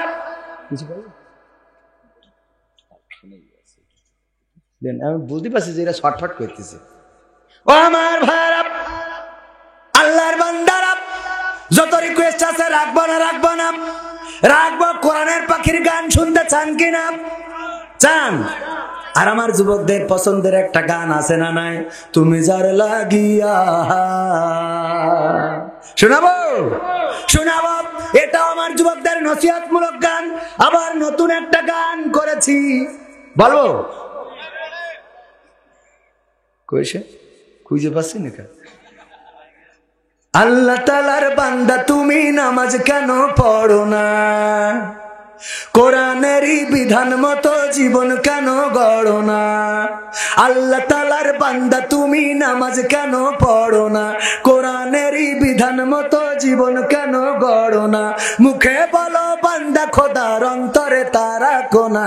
বন্ধু তুমি ডাকার মতো রবকে ডাকো না, বন্ধু তুমি ডাকার মতো রবকে ডাকো না, বন্ধু তুমি ডাকার মতো রবকে ডাকো না। আজান হলে যাও না তুমি মসজিদের ওই ঘরে, ডাকলে বলো পড়বা নামাজ আর কটা দিন পরে। বলে না? বলে না? আজান হলে যাও না তুমি মসজিদের ওই ঘরে, ডাকলে বলো পড়বা নামাজ আর কটা দিন পরে। হায়াত তোমার আছে কয়দিন সেই খবর তো রাখো না। বন্ধু তুমি ডাকার মতো রবকে ডাকো না, বন্ধু তুমি ডাকার মতো রবকে ডাকো না, বন্ধু তুমি ডাকার মতো রবকে ডাকো না। রোজার মাসে রাখতে রোজা কষ্ট লাগে বেশ, রাখলে রাখো প্রথম রোজা আর কখনো শেষ। এরকম আছে না নাই? রোজার মাসে রাখতে রোজা কষ্ট লাগে বেশ, রাখলে রাখো প্রথম রোজা আর কখনো শেষ। আল্লাহ তাআলার দেওয়া সুযোগ কাজে কেন লাগাও না? বন্ধু তুমি ডাকার মতো রবকে ডাকো না, বন্ধু তুমি ডাকার মতো রবকে ডাকো না, বন্ধু তুমি ডাকার মতো রবকে ডাকো না। সুদের টাকাই করো তুমি কত বাড়ি গাড়ি, ভাবো না যে এই দুনিয়া যাইতে হবে ছাড়ি। সুদের টাকাই করো তুমি কত গাড়ি বাড়ি, ভাবো না যে এই দুনিয়া যাইতে হবে ছাড়ি। যাকাতেরই টাকার হিসাব তুমি কেন রাখো না? বন্ধু তুমি ডাকার মতো রবকে ডাকো না, বন্ধু তুমি ডাকার মতো রবকে ডাকো না, বন্ধু তুমি ডাকার মতো রবকে ডাকো না। আল্লাহ তাআলার বান্দা তুমি নামাজ কেন পড়ো না? কোরআন কোরআনেরই বিধান মতো জীবন কেন গড়ো না? আল্লাহ তাআলার বান্দা তুমি নামাজ কেন পড়ো না? কোরআনেরই বিধান মতো জীবন কেন গড়ো না? মুখে বলো বান্দা খোদার, অন্তরে তা রাখো না। বন্ধু তুমি ডাকার মতো রবকে ডাকো না, বন্ধু তুমি ডাকার মতো রবকে ডাকো না, বন্ধু তুমি ডাকার মতো রবকে ডাকো না। ওই সেই মুসাফিরের কথা মনে আছে নাকি? শোনাবো। আল্লাহর নবী বললেন, ও আমার সাহাবীরা, এই মুসাফিরের এখন চিন্তা কি হবে? বললে এই মুসাফিরের চিন্তা হবে এই লতাটা কাটতে যতটুকু সময় বাকি, এই মানুষটার কবরে যেতে মারা যেতে ততটুকু সময় বাকি। আল্লাহ রাসূল বললেন, ও আমার সাহাবীরা, একটু মিলায়ে নাও, একটু কান খুলে শুনে নাও। আমি যে মুসাফিরের কথা বললাম ওই মুসাফির হলো আমরা, এই পৃথিবীর মানুষগুলো। আমি যে কূপের কথা বললাম ওটা হলো দুনিয়া। আমি নিচে যে সাগর সাপের কথা বললাম এটা হলো কবর। কবর প্রতিনিয়ত ডেকে চলেছে। আমি যে উপরে বাঘের কথা বললাম এটা হলো আজরাইল। আজরাইল পথে বসে আছে। আর আমি যে লতার কথা বললাম এই লতাটা হলো মানুষের হায়াত। এই হায়াতটা, যার লতা যতটুকু মোটা ওই মানুষটা ততদিন বাঁচবে।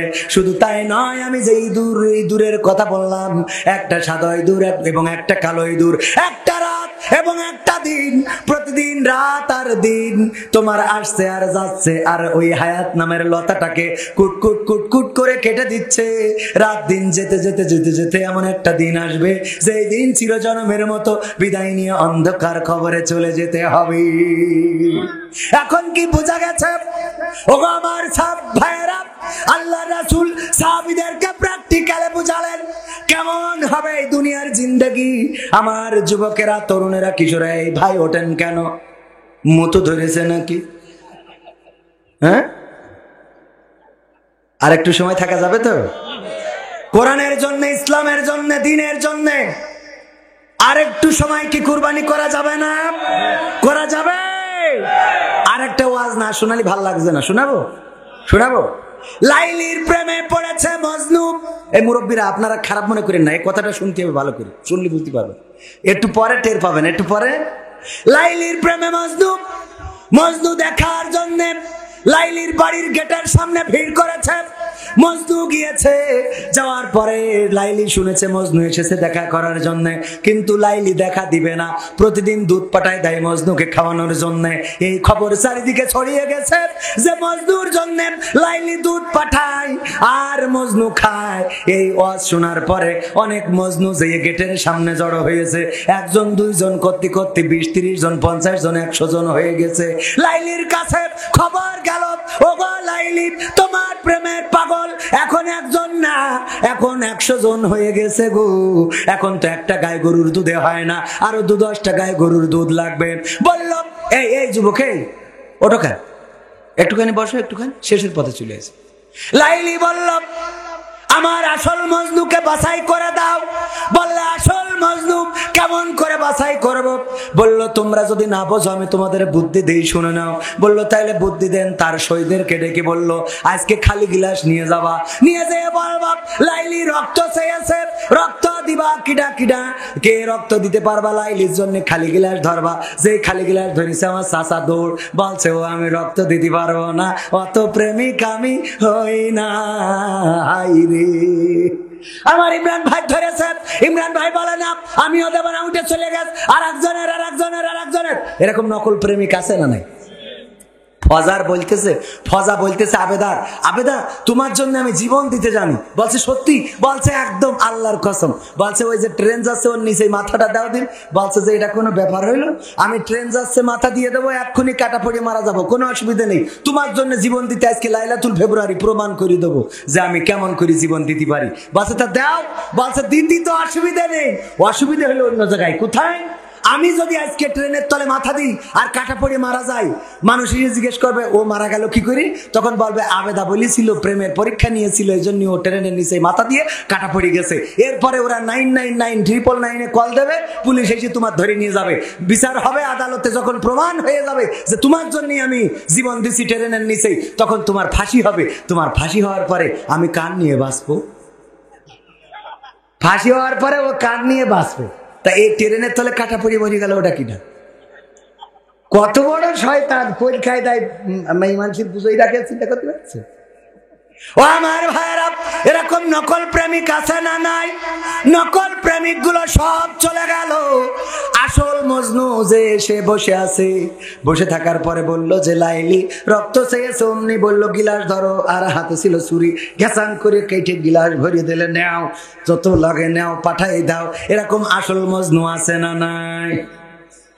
ও আমার ভাইরা, কোরআনের জন্য, দ্বীনের জন্য, ইসলামের জন্য, আল্লাহ ও তার রাসূলের জন্য যদি ডাক আসে রাজপথে, যদি থাকা লাগে বুকের রক্ত, যদি ঢালা লাগে রক্ত ঢেলে দেব। রক্তের সাগরে সাঁতার কেটে কেটে বাংলার জমিনে একটি রক্তাক্ত বিপ্লবী কালেমার পতাকা উড়ানোর জন্য প্রস্তুত আছেন? কারা কারা একটু হাত উঁচু করে? নারায়ে তাকবীর! আল কোরআনের আলো, আল হাদিসের আলো, আমার নেতা তোমার নেতা, নারায়ে তাকবীর! এবার ভাইরা আমার, আরেকবার একটু হাত উঁচু করেন, টান টানা করেন, এরকম করে আল্লাহকে দেখান। হাত দেখাইলেন কার?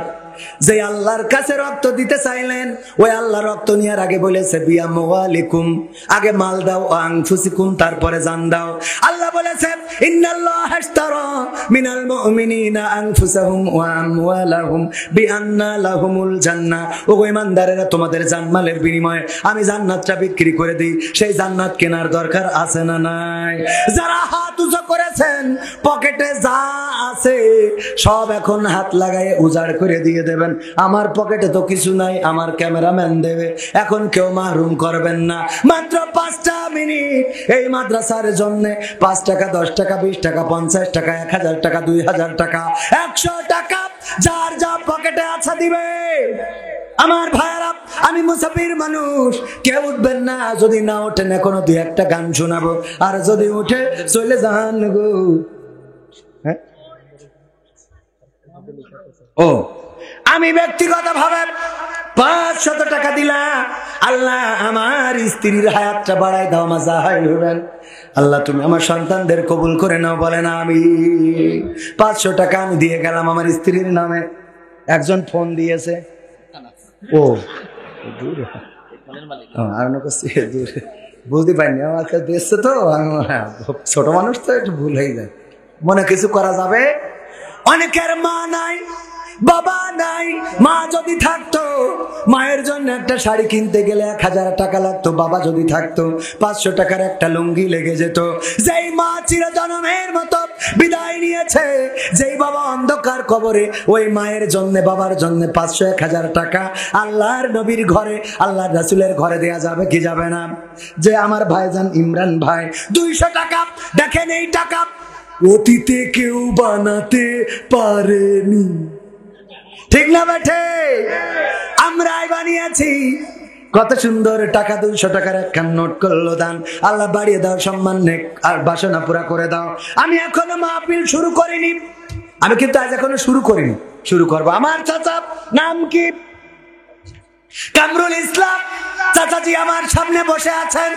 আমার ওয়াজে অনেক সময় মুরব্বীরা থাকতে চায় না, কিন্তু উনি শ্রদ্ধাভাজন মুরব্বী এখনো পর্যন্ত বসে আছেন। 500 টাকা দান করেছেন, আল্লাহ দানকে কবুল করে নাও। আল্লাহ নেক হায়াত দিয়ে দাও। আপনজন যারা কবরে, কবরগুলো জান্নাতের বাগান বানিয়ে দাও, বলেন আমিন। আমার সভাপতি সাহেব কত যেন দিয়েছেন? মহিলাদের মধ্যে লোক যাচ্ছে টাকা কালেকশন করার জন্য।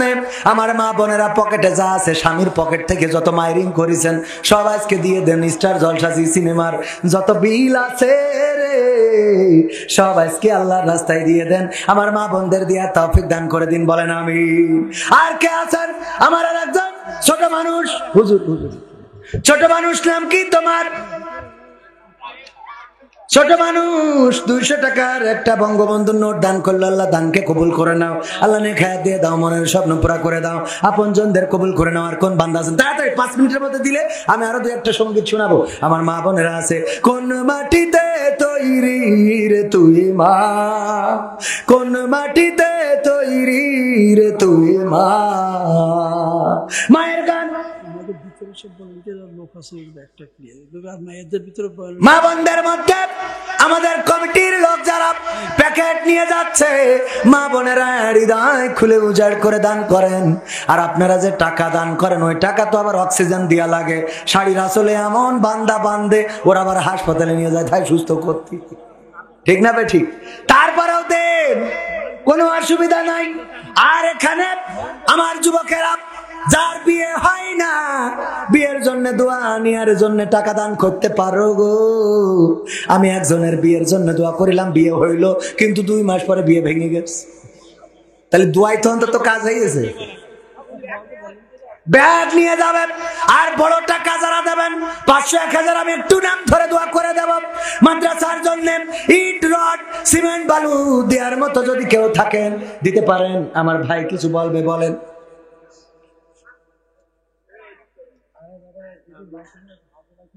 হ্যালো, স্বেচ্ছাসেবক ভাইরা যারা আছেন তারা দ্রুত আদায় করুন। হুজুর জানে না, না খেলা হবে না, মাসুদ তুমি ভালো হলে না। মহিলা প্যান্ডেলে আছে না নাই? এই তাড়াতাড়ি ওঠেন, এত সময় নষ্ট করছেন। 12টার মধ্যে শেষ করব। আর কত বাকি? আর 5 মিনিট আছে। 5 মিনিটের মধ্যে আপনারা দান করেন, যে যা পারেন দান করেন। আমার মুরব্বীরা গিয়েছেন 500-1000 টাকা এক ব্যাগ সিমেন্ট দেওয়ার মতো। আমার ইমাম সাহেব এই মাদ্রাসার 100 টাকা দিলেন। নাম কি? মোহাম্মদ রমজান আলী।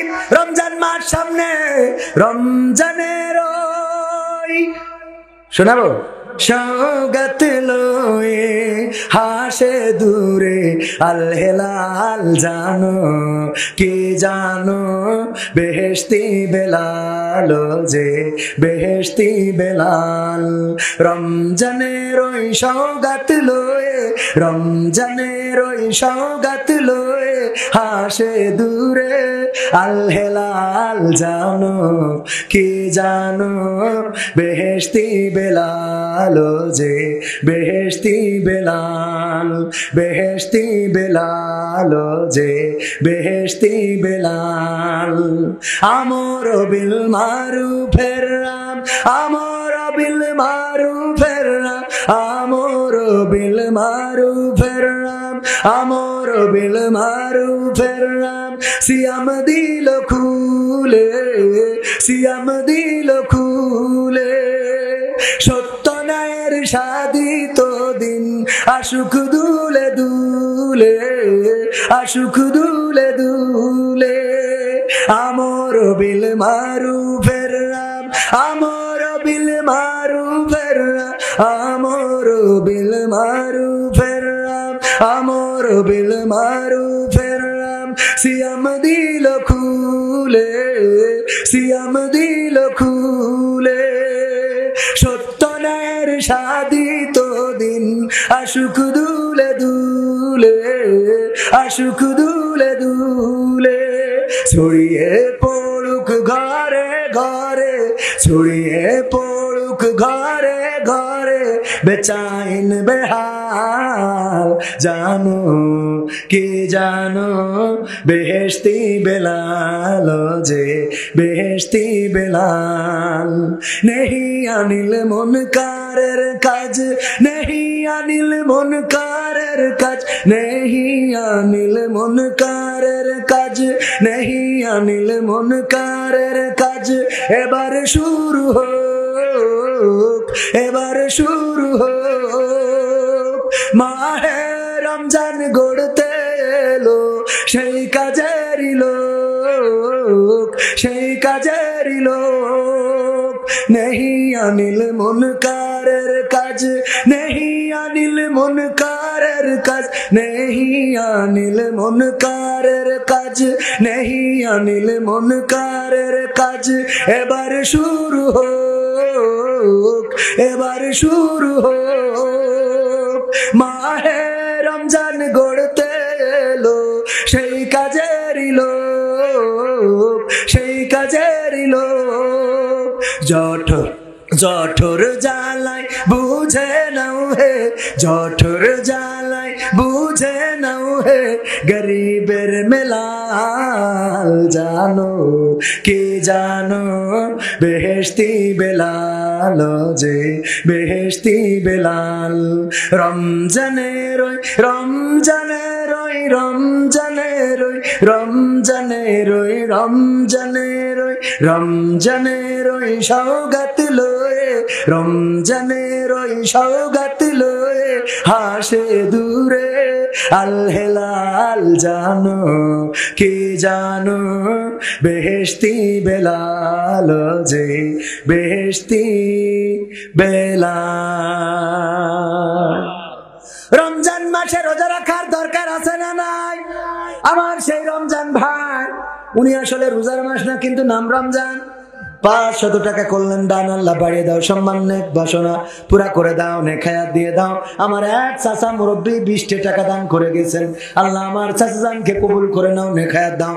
দাদু দাদি যারা কবরে, কবরগুলো জান্নাতের বাগান বানাও, বলেন আমিন। আপনাদের কাছে যেভাবে চাইলাম, আপনারা প্রত্যাশিত দান করলেন না। 1000 টাকার একটা নোট এখানে আসলো না, অথচ এখানে কয়লা ব্যবসায়ী, তারপরে আপনারা এইসব কি ব্যবসায়ী আছে, সার ব্যবসায়ী, মাটি ব্যবসায়ী, ইট ব্যবসায়ী আছে না নাই? এত কোটিপতি, টাকা কোথায় যায়, কোথায় থাকে টাকাগুলো? সব সুইস ব্যাংকে, হ্যাঁ, বেগম পাড়ায় রাখা হয়েছে টাকা।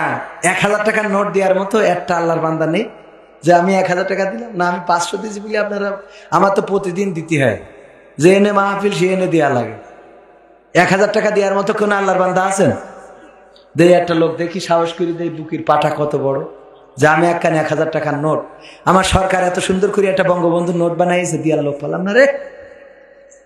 আছে সব মজনু, দুধ খাওয়া মজনু। কথা মনে আছে তো? ওই অস্ত্র শুনাইলাম এই জন্যই, ওটা তো সিলেবাসের মধ্যে না, সিলেবাসের বাইরে। 1000 টাকার নোট দেওয়ার মতো কোন আল্লাহর বান্দা একজনও যদি না থাকেন, এবার একটা অনুরোধ, টেস্ট করে দেখি, যেহেতু অভয়নগর নপাড়া শিল্প নগরী, এখানে সিমেন্টের ফ্যাক্টরি আছে না নাই? সিমেন্টের ফ্যাক্টরি আছে না? পবিত্র কোরআনের পারা কয়টা? 30টা পারা। 30টা পারার সম্মানে 30 জন ব্যক্তি এক ব্যাগ করে সিমান দেবেন, নাম লিখাই দেবেন, ফোন নাম্বার দেবেন, অ্যাড্রেসটা দেবেন। একজন কোন আল্লাহর বান্দা আছেন, প্রথম পারার সম্মানে একটা ব্যাগ সিমেন্ট দেবেন। ওই যে আমার একজন যুবক ভাই, নাম কি? হুজুর নাম লিখে নেন। নাম কি শোনায় আমার? নাম কি? নাম জানেন? হ্যাঁ, আবুল কালাম। 1 বস্তা সিমেন্ট প্রথম পারার সম্মানে, কোরআনের সম্মানে 1 বস্তা সিমেন্ট দিলেন। 2 নম্বর কোন আল্লাহর বান্দা আছেন, দ্বিতীয় পারার সম্মানে 1 বস্তা সিমেন্ট মাত্র 500 থেকে 550 টাকা দাম। এই মাদ্রাসা যতদিন থাকবে ততদিন আপনার আমল নামায় সওয়াব বর্ষণ হতে থাকবে। মাদ্রাসায় কোরআনের পাখিরা পড়বে, কোরআন মুখস্থ করবে, আর আপনি কবরে বসে বসে সওয়াব পেতে থাকবেন। রমজান ভাই 1 ব্যাগ সিমেন্ট। দ্বিতীয় নম্বর পারার সম্মানে কল্যাণ, আল্লাহ বাড়িয়ে দাও সম্মান। আপনজন যারা কবরে, কবরগুলো জান্নাতের বাগান বানায়া দাও। যারা বেঁচে আছেন খায়াত দিয়ে দাও। 3 নম্বর কোন আল্লাহর বান্দা আছেন? 3 নম্বর ব্যক্তি কোন আল্লাহর বান্দা? পবিত্র কোরআনের 3 নম্বর পারার সম্মানে একটা ব্যাগ সিমেন্ট আল্লাহর নবীর ঘরে দিবেন, যে রাসূল দ্বীনের জন্য দান মোবারক শহীদ করেছেন। উনি যদি একাই দিয়ে দেয়, জনগণ কি দেবে ওটা পরে হবে। আমার জনগণের কাছে 30টা ব্যাগ চাই। আমার 3 নম্বর কোন আল্লাহর বান্দা আছেন? একটু সাহস করে আমার 5 বস্তা দেবে একা। মাশাআল্লাহ। নাম কি ভাই জানেন? নামটা আগে বলেছিল কামরুল ইসলাম। না রয়ে থাকবে, আগে চাচা ডেকে ফেলেছি, এখনো চাচা বলবো গো। আমার কামরুল ইসলাম চাচাজি 5 বস্তা সিমেন্ট দিলেন 5 পারার সম্মানে। তাইলে হইল 7 ব্যাগ। আল্লাহ দানকে কবুল করে নাও। মাদ্রাসার জন্য কেমনে যে করলো দান, আল্লাহ তুমি তার বাড়িয়ে দাও সম্মান, পিতা মাতা দাদা দাদি নানা নানি যারা কবরে, কবরগুলো জান্নাতের বাগান বানিয়ে দাও, বলেন আমিন। ও আমার ভাইরা, উঠে চলে যাবেন না, দিবেন না আবার উঠে চলে যাবেন, তাইলে আপনি দুই অপরাধে অপরাধী। কয় অপরাধে? দুই অপরাধে মুনাজাত না নিয়ে যাবেন না। আল্লাহ রাসূলের ঘরের জন্য টাকা চাচ্ছি, আমার জন্য না, আল্লাহ রাসূলের ঘরের জন্য সিমেন্ট চাচ্ছি। তারপরে 8 নম্বর ব্যাগ দেওয়ার জন্য কোন বান্দা আছেন? 8 নম্বর পাড়ার জন্য আমার চাচাজি নাম কি? আবুল কালাম মোল্লা 2 ব্যাগ সিমেন্ট। ওই যে ওই চাচা আগে নেব, বদর চাচা না রয়ে থাকবে। আমার বদর চাচা 1 ব্যাগ না 2 ব্যাগ? কয় ব্যাগ চাচা? 2 ব্যাগ না রয়ে থাকবে। আমার বদর চাচা 2 ব্যাগ সিমেন্ট দিলেন। 8, 9 নম্বর পাড়া পর্যন্ত হয়ে গেল। আল্লাহ দানকে কবুল করে নাও, নেখায়াত দান করে দাও, মনের স্বপ্ন পুরো করে দাও। আবুল কালাম ভাই 2 ব্যাগ সিমেন্ট, আর একজন নগদ, নাম কি? সালাউদ্দিন ভাই 500 টাকা নগদ দান করলেন। আল্লাহ দানকে কবুল করে নাও। আমার আবুল কালাম ভাই দিলেন 2 ব্যাগ সিমেন্ট, হইল 11 নম্বর পাড়ার সম্মানে হয়ে গেল। আল্লাহ দানকে কবুল করে নাও, নেখায়াত দিয়ে দাও, মনের স্বপ্ন পুরা করে দাও। নুরুল হক ভাই 3 ব্যাগ সিমেন্ট, 11, 12, 13, হ্যাঁ নাকি না? 12, 13, 14, 12, 13, 14 নম্বর পারা হয়ে গেল। আল্লাহ দানকে কবুল করে নাও, নেখায়াত দাও, মনের স্বপ্ন পুরা করে দাও। নুরুল হক ভাইরা 5 জন যারা কবরে, কবরগুলো জান্নাতের বাগান বানাও। তারপরে 15 নম্বর আমার নুরুল হক ভাই, আপনি না? 3 ছেলে বিদেশে, সিমেন্ট দিয়ে কয় ব্যাগ? 2 ব্যাগ, 3 ব্যাগ, তাহলে ঠিক আছে। 3 ছেলে বিদেশে 3 ব্যাগ, তাও মনে হয় আর একটু বাড়াই দিলে কোনো অসুবিধা ছিল না। 5টা ব্যাগ নেওয়া যায় না? 5টা, আর এক গ্রাম, তাহলে থাক। আর এক গ্রাম এই গ্রামের হলি 5 ব্যাগ করে দিতাম। 3 ব্যাগ সিমেন্ট, 3 ছেলে বিদেশে থাকে। আল্লাহ তুমি তাদের মুসিবত মুক্ত রাখো, বলেন আমি। আমার প্রবাসে যারা আছে আল্লাহ তাদের হেফাজতে রাখো, আয় রুজিতে বরকত দান করে দাও। তাইলে কত নম্বর ব্যাগ গেল? 14, 15, 16, 17, 18 নম্বর পারার জন্য কোন আল্লাহর বান্দা আছেন? 18 নম্বর ওই যে হাত তুলেছে ভাইজান, নাম কি? আসাদ ভাই 1 ব্যাগ সিমেন্ট করলো দান। আসাদ ভাইয়ের নামটা লিখে নেন, যে যদি গ্রামের লোক না হয় একটু ফোন নাম্বারটাও আনবেন, তবে বুঝুন বন্ধ, ফোন নাম্বারটা দিয়েন না। আর আপনি যদি না দিতে পারেন তাও কোনো গুনাহ হবে, ভালো নিয়তে সওয়াব আছে না নাই, কিন্তু আপনি পরিস্থিতির কারণে যদি না দিতে পারেন অসুবিধা নাই। যদি আপনি মারা যান দেয়া লাগবে না। রিপন ভাই না রয়ে থাকবে। আমার 18 নম্বর পারা দিলেন আসাদ ভাই, আর রিপন ভাই 5 বস্তা দিলেন, তাহলে 18, 19, 20, 21, 22, 23 বস্তা হয়ে গেল। আর মাত্র 7 ব্যাগ বাকি। কয় ব্যাগ বাকি? 7 বস্তা দেওয়ার মতো। আশরাফ ভাই কয় বস্তা? 2 বস্তা। আল্লাহ আশরাফ ভাইকে কবুল করে নাও, নেখায়াত দান করে দাও, মনের স্বপ্ন পুরা করে দাও। 2 বস্তা সিমেন্ট দিয়ে 24, 25 হয়ে গেল। 26 নম্বর পাড়ার সম্মানে কোন আল্লাহর বান্দা আছেন? হ্যাঁ, ওসিয়ার 2 বস্তা। ফসিয়ার যাই হোক, আমার ভাইজান উনি দিল 2 বস্তা সিমেন্ট, তাইলে 28, 29, হ্যাঁ 28, 29, 2 বস্তা। আর বাকি কয় বস্তা? আর বাকি আছে ওই যে ওই আগে উনি কইছে, আগে উনার পাখামো করলে হবে না। নাম কি? সেলিম ভাই না রয়ে থাকবে। আমার সেলিম ভাই ঠিকানা দিলেন, ঠিকানা ওখানে যেয়ে লিখে নিয়ে আসেন, সব ওখানে বলে দিবে। পাইছেন কি? হ্যাঁ, এটা যাওয়ার দরকার আছে না নাই? আমার সেলিম ভাই 2 ব্যাগ সিমেন্ট দিয়ে কইলো কত হইল? 31 ব্যাগ। 31 যখন ছাড়াইছে, আরমান ভাই 1 বস্তা 32 হয়ে গেল। আল্লাহ আমার সেলিম ভাই আরমান ভাইয়ের দানকে কবুল করে নাও, নেখায়াত দাও। আপনজন যারা কবরে, কবরগুলো জান্নাতের বাগান বানাও। আল্লাহ সন্তান বিবি যারা আছে নেখায়াত দিয়ে দাও। আল্লাহ লেখাপড়ায় কামিয়াবি দান করে দাও। আপনজন যারা বেঁচে আছে নেখায়াত দিয়ে দাও, বলেন আমিন। তাইলে 32 যখন হয়েছে 40 যাইয়ে বেরেক দুবানে। আর সুজন 1 বস্তা ওজন কই? সুজন দিল 1 বস্তা। আল্লাহ দানকে কবুল করো, নেখায়াত দাও, মনের স্বপ্ন পুরা করে দাও। আল্লাহ স্ত্রী সন্তানদেরকে কবুল করে নাও। আমার যুবক যারা আছো একটু 1 বস্তা 2 বস্তা সিমেন্ট দান করে দিতে পারো মাদ্রাসার জন্য। তারপরে বলেন ফারুক এক বস্তা, তাহলে হয়ে গেল 44। আল্লাহ তুমি ফারুক ভাইকে ওমর ফারুক রাদিয়াল্লাহু তাআলা আনহুর সাথে কবুল করে নাও। 34 হয়ে গেল। আল্লাহ এই দানকে কবুল করে নিয়ে আল্লাহ তুমি সকলের মনের নেক বাসনা পুরা করে দাও, বলেন আমিন। 35 নম্বর, কোন আল্লাহর বান্দা আছেন আল্লাহ রাসূল 40 বছর বয়সে নবুয়ত পেয়েছিলেন, আমরা 40টা বস্তা তুলে দিই। 35 নম্বর, কোন আল্লাহর বান্দা আছেন একটু হাত উঁচু করেন দেখি। আমার যুবকেরা, ওই যে একজন যুবক মানুষ, নাম কি শোনায় আমার, কি নাম বললো? আবুল কালাম। কয় ব্যাগ? 2 ব্যাগ। নারায়ে তাকবীর। আমার আলম আবুল কালাম ভাই মুয়াজ্জিন সাহেবের সন্তান, এই মসজিদের মুয়াজ্জিন সাহেবের সন্তান। আল্লাহ 2 ব্যাগ সিমেন্ট দিল, হইল 35-36 ব্যাগ হয়ে গেল। আল্লাহ কবুল করে নাও, নেখায়াত দিয়ে দাও আপনজন যারা কবরে কবর জান্নাতের বাগান বানাও। আর 4 ব্যাগ কোন আল্লাহর বান্দা আছেন, নাম কি? লিটন ভাই। কয় ব্যাগ? 4 ব্যাগ একাই খেলা হবে। নারায়ে তাকবীর। তুমি যার লাগিয়া এমবি ভরো, তার তো বাটন ফোন। ওরে কেমন করে বুঝবে রে সে, কেমন করে বুঝবে রে সে, ডিজিটাল তোর মন। তুমি যার লাগিয়া এমবি ভরো, তার তো বাটন ফোন। মেসেজ দিলে সিন করে না, দেয় না তো রিপ্লাই। ভিডিও কলে বলবা কথা, ক্যামেরা তার নাই রে, ক্যামেরা তার নাই। ওরে ডিজিটাল এই যুগ জামানাই, ডিজিটাল এই যুগ জামানাই, অ্যানালগ তার মন। তুমি যার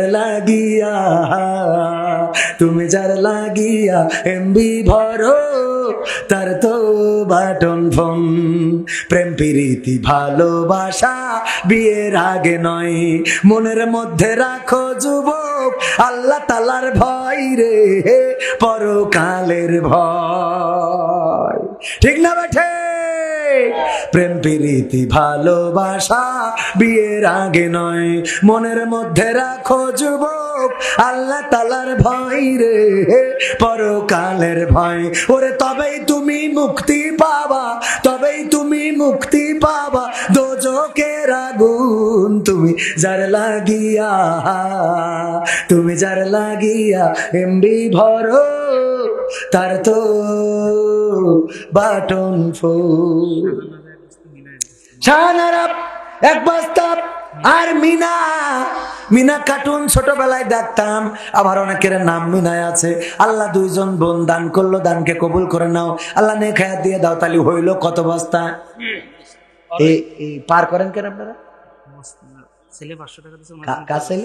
মুস্তানের ছেলে, হ্যাঁ মস্তানা। আমি শুনছি মুস্তানের ছেলে, মুস্তানের ছেলে হলে 500 টাকায় মানতাম না। মাস্তানার ছেলে 500 টাকা। আল্লাহ দানকে কবুল করে নাও। মাস্তানা ইন্তেকাল করেছেন, কবরকে জান্নাতের বাগান বানাও। তারপরে 42 হয়ে গেছে, না 42 হয়ে গেছে, তা কি হাফ সেঞ্চুরি কই দেবো? হাফ সেঞ্চুরি করলে আপনার একটু দেওয়া লাগবে। শুনুন সভাপতি সাহেব, একটু মন নরম করে বলেন দিন, কয় ব্যাগ দেবো? হ্যাঁ একটু দেন আল্লাহ। 2 বস্তা মান সম্মান থাকলেও কিছু। আপনি সভাপতি মানুষ, একটু দেখেন আর একটু পকেট ছাড়া দিয়ে আর একটু বেশি করা যায় কিনা। 3টে বস্তা, 3 বস্তায় হবে না? হবেন? ওনার সংসারের অবস্থা খুব ভালো না? মাল আছে না? নাই আছে কিনা? আপনারা ভালো বোঝেন আছে কিনা। থাকলে 5 বস্তা করে দেবো, আর না থাকলে 3 মেনে নেবো। 5-এর পক্ষে কিটা ওইটা আলহামদুলিল্লাহ। আচ্ছা ওকে, আলহামদুলিল্লাহ। কয় ব্যাগ? 3 ব্যাগ। আমার সভাপতি হযরত মাওলানা আব্দুল আজিজ সাহেব প্রিন্সিপাল ছিলেন। কোন মাদ্রাসার? বালিয়াডাঙ্গা উত্তরপাড়া জামে মসজিদ ও সাবেক প্রিন্সিপাল পায়রা ইসলামিয়া ফাজিল মাদ্রাসার। উনি উপদেষ্টা বালিয়াডাঙ্গা উত্তরপাড়া জামে মসজিদের। কয় ব্যাগ দিলেন?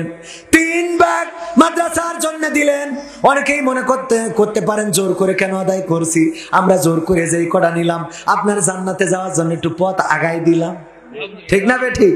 সামনের দিকে একটু ঠেলে দিলাম, কারণ এই 3 ব্যাগ সিমেন্ট আল্লাহ রাসূলের ঘরে দিলেন, এইটাই আপনার জন্য থাকবে। বলেন সুবহানাল্লাহ। তাহলে কয় ব্যাগ হয়েছে? 45। আমির হামজা 500 ইট, আল্লাহ 500 ইট দিল আমির হামজা, কবুল করে নাও, নেখায়াত দাও, মনের স্বপ্ন পুরা করে দাও। আমার চাচা আহম্মদ 1 ব্যাগ সিমেন্ট 46 হইল, আল্লাহ দানকে কবুল করো, মাত্র 4 ব্যাগ হলে হাফ সেঞ্চুরি, 4 ব্যাগ দেন, 4টে ব্যাগ, আরেকবার আরেকজনের আল্লাহর রাস্তায় উঠে যান, দিন 4 ব্যাগ দিয়ে দেবো, হাফ সেঞ্চুরি, তারপর মোনাজাত করে বাড়ি যায়। 4 ব্যাগ, 2 ব্যাগ করে 2 জন, 1 ব্যাগ করে 7 জন। আছেন কোন আল্লাহর বান্দা আমার ভাইরা? হ্যাঁ, তাড়াতাড়ি বলো, বলেন একটু তাড়াতাড়ি, আজকে এখনো মাহফিল শেষ করলাম না। ইব্রাহিম আল্লাহর নবীর নামে নাম, আমাদের জাতির পিতার নাম কি? একজনের কাছে জিজ্ঞাসা করলাম, উনি যা বললো উনি আমার কোনো অসুবিধা নেই, কিন্তু আমাদের জাতির পিতা হলো ইব্রাহিম আলাইহিস সালাম। আমার ইব্রাহিম আলাইহিস সালামের নামে নাম, উনি 3 বস্তা দিয়ে 49 ব্যাগ করেছেন, আর একজন বাকি 1 বস্তা। 50 পুরো দেবে। আমার ইমরান হুসাইন ভাই অনেক বড় একজন বক্তা, আমার থেকেও বড় আলেম, দিনদার, ইমানদার, মুত্তাকি, পরহেজগার বান্দা। আল্লাহ তার কণ্ঠটাকে বিশ্বময় কবুল করে নিন, বলেন আমিন। ওনারও বাবা নাই, আমারও বাবা নাই রে, আমাদের বাবারা যারা চলে গেল, বাবার জন্য আমার ভাইজান 500 টাকা দাম 1 বস্তা সিমেন্ট 50 ব্যাগ পুড়িয়ে দিলেন। আল্লাহ বাবার কবরকে জান্নাতের বাগান বানাইয়া দাও। আমার বাবা কবরে ঘুমিয়ে আছেন, যখন বাড়ি থেকে বের হই তখন কবরটা আমার গাড়ির পিছনে পড়ে, আবার যখন বাড়িতে ঢুকি তখন ডান হাতে পড়ে। আমার বাবা যখন বক্তা ছিলেন, ওয়াজ করতেন, আমাদের সন্তান যদি মানুষের মতো মানুষ বানিয়ে রেখে যেতে পারি গো, ওই সন্তান একদিন কোরআনের পক্ষে কথা বলবে, দিনের পক্ষে কথা বলবে, নামাজ পড়বে, রোজা করবে, কোরআন পড়বে, আর আমাদের কবরের কাছে এসে দাঁড়িয়ে বলবে, আল্লাহ রব্বির হামহুমা কামা রব্বায়ানি সগীরা, আর বলবে আমরা এতক্ষণ যত আমল করলাম, আমলগুলো বাবার রুহের উপরে বকশিশ করে দাও। ও আমার ভাইরা, আর যারা সন্তানদেরকে শয়তান বানায়, সন্তানদেরকে মানুষের মতো মানুষ বানায় না, ফ্রি ফায়ার পাবজি বানায়, ওই সন্তানগুলো ডিজিটাল স্মার্ট পোলাপান হয়ে যখন মদ খায়, গাঁজা খায়, আর বাবার কবরের কাছে যেয়ে বলে, বাবা মালটা এনে তোমার কাছে দিয়ে ছুঁয়ে চলে গেলাম। ঠিক না বেঠি? যারা মাল টানে সেটাও পাবে, আর যারা কোরআন পড়ে রে সেটাও পাবে। নজরুল খান নারায়ে তাকবীর, বন্দুক লবণে বাঘ থাকে। আমার নজরুল খান ভাই 10,000 টাকা একাই করলেন দান, আল্লাহ বাড়িয়ে দাও সম্মান। আরো একটা বড় দান রয়েছে, সেই বড় দানটার কথা বলার আগে আমি যেটা বলতে চাইলাম, ওগো আমার ভাইয়েরা, বাপজানেরা, চাচারাই, আমার কলিজার টুকরা সন্তান যদি থাকে, নাতিপুতি যা থাকে, 2-1টা মাদ্রাসায় দেবেন, কোরআনের খাদেম বানাবেন, আল্লাহওয়ালা বানাবেন। আমার বাবা আমাকে মাদ্রাসায় পড়িয়েছেন বলে আজকে 22 বছর পরেও বাবার সুরে ওয়াজ করে বেড়াতে পারি, আমার বাবার কথা বলে বেড়াতে পারি। হ্যাঁ, ওইটা বল। ও আমার ভাইরা, একটা সন্তান যদি মাদ্রাসায় দেন, আর সে যদি কোরআনের খাদেম হয়ে যায়, আপনার জানাজার জন্য ইমাম সাহেবদের অপেক্ষায় থাকা লাগবে না? থাকা লাগবে না। আপনার মিলাদের জন্য হুজুর ডাকা লাগবে না, আপনার দোয়ার জন্য আর কারো ডাকা লাগবে না। আমার বাবা যতদিন ঈদের নামাজ পড়তে যেতেন, আমাদেরকে সাথে নিতেন, আমার এবং আমার ছোট ভাইকে নিয়ে আমার বাবা আমার দাদার কবরের কাছে দাঁড়াতেন, আর 2টি হাত তুলে কত দেখেছি আমার দাদার জন্য কান্না করতে। দাদার জন্য আমার চোখের পানি তো আসে না, কিন্তু আমার বাবার বাবা, এই জন্য বাবার চোখে পানি আসবে না, আসবে না। আমার বাবা আমাদেরকে নিয়ে জানাজায় জিয়ারত করে তারপরে ঈদের নামাজ পড়তে যেতেন। আমার বাবা ইন্তেকাল করেছেন, 22 বছর হয়ে গেল। আমার 2টা কলিজার টুকরা সন্তান আছে। আমি যখন ঈদের নামাজ পড়তে যাই, অথবা আমি হজ উমরাতে যাই, অথবা আমি বিদেশ সফরে যাই, অথবা আমি বাইরে যাই, দেশের বাইরে যাই, আমার সন্তানদেরকে নিয়ে আমার বাবার কবরের কাছে দাঁড়ায়, আর 2টি হাত তুলি আমার সন্তানদেরকেও শিখাই রেখে যায়। দেখো আমার বাবা তার বাবার কবরের কাছে দাঁড়াতেন, আমি আমার বাবার কবরের কাছে দাঁড়াই। তোমরাও একদিন তোমাদের বাবা মারা যাওয়ার পরে কবরের কাছে দাঁড়িয়ে 2টি ফোঁটা চোখের পানি ফেলে আল্লাহর কাছে ক্ষমা চেয়ে, আল্লাহ গো তুমি আমার বাবাকে ক্ষমা করে দাও। এমন সন্তান সন্তান যদি গড়ে যেতে পারেন তাইলে এই জীবনে সার্থকতা। আরে এমন সন্তান যদি না গড়ে আপনি ফ্রি ফায়ার পাবজি টিকটক ওয়ালা সন্তান গড়ে থুয়ে যান, ওই সন্তান আপনার জাহান্নামের কারণ হয়ে যাবে। তারপরে চল 30 ব্যাগ সিমেন্ট। আমার একজন আল্লাহর বান্দা, উনি একাই দিতে চেয়েছেন, আমি 50 ব্যাগ উঠাইলাম, উনার টাগেই নেই নাই। 50 ব্যাগ সিমেন্ট উঠলো, আর একজন খুশি হয়ে 30 ব্যাগ, নাম কি জানো? নাজিম ভাই, মাদ্রাসার সেক্রেটারি। নারায়ে তাকবীর, নারায়ে তাকবীর। আমার নাজিম ভাই একাই দিলেন 30 ব্যাগ। আল্লাহ দানকে কবুল করে নাও, নেখায়াত দিয়ে দাও, মনের স্বপ্ন পুরা করে দাও। তবে যারা 1 ব্যাগ দিলেন, মনে করেন না আপনার দানটা অনেক ছোট। যার অনেক টাকায় আছে তার কাছে 30 ব্যাগ যা, যার টাকা নাই তার কাছে 1 ব্যাগ তা। এই জন্য আল্লাহর কাছে সওয়াবটা সমান সমান, বলেন সুবহানাল্লাহ। আবু বকর রাদিয়াল্লাহু তাআলা আনহু দান করলেন, অন্য সাহাবীরাও দান করলেন। আবু বকর রাদিয়াল্লাহু তাআলা আনহুর পোটলাটা ছিল ছোট, আর সবার দান ছিল অনেক বড় বড় বড় বড়। আল্লাহর রাসূল বললেন, এটা কার, এটা কার, এটা কার, এটা কার? সব দেখার পরে বললেন, আবু বকরের দানটা আল্লাহর কাছে অনেক বড় হয়ে গেছে। সাহাবীরা মন খারাপ করলেন, আরে আমরা এত দান করলাম আর আবু বকর অল্প কয়টা দান করে এত বড় কেন হয়ে গেল? আল্লাহর নবী সাহাবীদের মনের অবস্থা বুঝে সবাইকে ডাক দিয়ে বললেন, ওগো আমার ওমর, তুমি কত দান করেছো, বাড়িতে কত আছে? ওগো ওসমান, তুমি কত দান করেছো, বাড়িতে কত আছে? ওগো আলী, তুমি কত দান করেছো, বাড়িতে কত আছে? ওগো ওগো ওমর ফারুক, তুমি বাড়িতে কত আছে? সবাই যার যার মতো বলল, আমি দান করেছি 20,000, বাড়িতে আছে 10,000, দান করেছি 10,000, বাড়িতে আছে 50,000। আবু বকর রাদিয়াল্লাহু তাআলা আনহু বললেন যে, আবু বকর কই? আবু বকরকে একটু ডাকো। আবু বকর দাঁড়িয়ে ছিল একটা পিলারের আড়ালে। সবার দানের কথা শুনে আবু বকর রাদিয়াল্লাহু তাআলা আনহু চোখের পানি ছেড়ে দিয়েছেন, দাড়ি ভিজে টপ টপ করে পড়তেছে। আহারে, কত মানুষ কত বেশি বেশি দান করেছে গো, আর আমি তেমন কিছু দান করতে পারলাম না। আল্লাহর নবী আবু বকরকে ডাক দিলেন, আবু বকর আমার সামনে আসো। আবু বকর সামনে এলেন, দেখলেন চোখের অশ্রুতে দাড়ি ভিজে টপ টপ করে পড়ছে। আল্লাহর নবী বললেন, ও আবু বকর, এবার তুমি বলো তুমি কত দান করেছো আর বাড়িতে কত রেখে এসেছো? আবু বকর বললেন, ও নবী গো, আমার বাড়িতে জাগতিক সম্পদ বলে যা কিছু ছিল সব আমি আজকে পুটলা করে নিয়ে এসেছি আপনার কদমের কাছে। আমার বাড়িতে আল্লাহ ও তার রাসূলের ভালোবাসা ছাড়া আর কোনো কিছু বাকি নাই। আল্লাহু আকবার। এই ছিল দান। আমার একজন বোন দান করেছে, নাম কি? মাইমুনা টিভির পরিচালক জুবায়ের আহমেদ তাশরিফ ভাই। কি করবে? বিয়ে করে। কোরআন কিনতে যত টাকা লাগে সেই টাকাগুলো দিবে, আল্লাহ দানকে কবুল করে নাও, বলেন আমিন। আমার হামিদা বেগম আপা 1 বস্তা সিমেন্ট দিয়েছেন, 81 হয়ে গেছে, আর নেব না, রাত অনেক করে ফেলেছি, আর কথা বলা যাবে না। 12:30 বেজে গেছে রে। আগামীতে আবার আসবো ইনশাআল্লাহ, সেই পর্যন্ত আল্লাহ আমাদের সবাইকে নেখায়াত দান করুন, বলেন আমিন। টাকা চাইলে অনেকেই উঠে যায়, যায় না?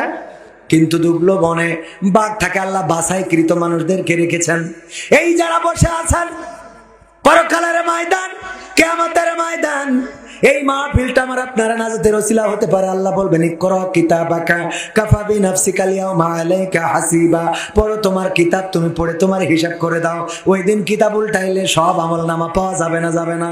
এই জায়গায় এই মাহফিলে গভীর রাতে বসে আছেন, এটা যখন দেখে বলবেন, আল্লাহ গো, দেখো তোমার বান্দারা চলে গিয়েছিল, আমি এখনো আছি।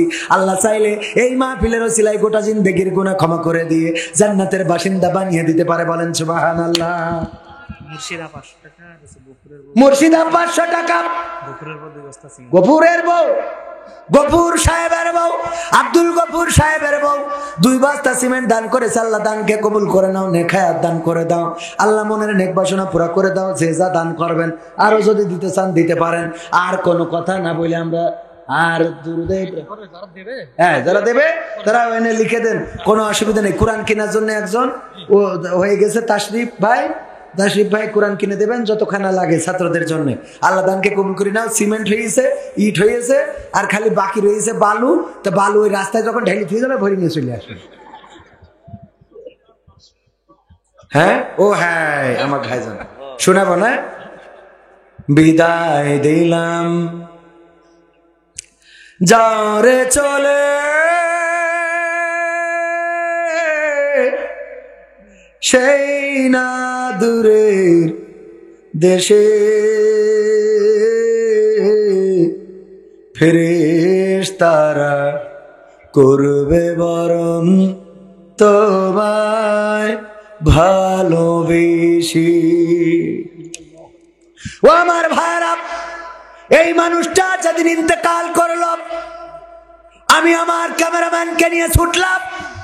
সকালবেলা ছুটে চলে গেলাম পিরোজপুরে। আমি যাওয়ার পরে আল্লামার পরিবারের লোকেরা আমাকে সাইদির কবর যেখানে খনন হচ্ছে সেখানে আমাকে ঢুকিয়ে নিল।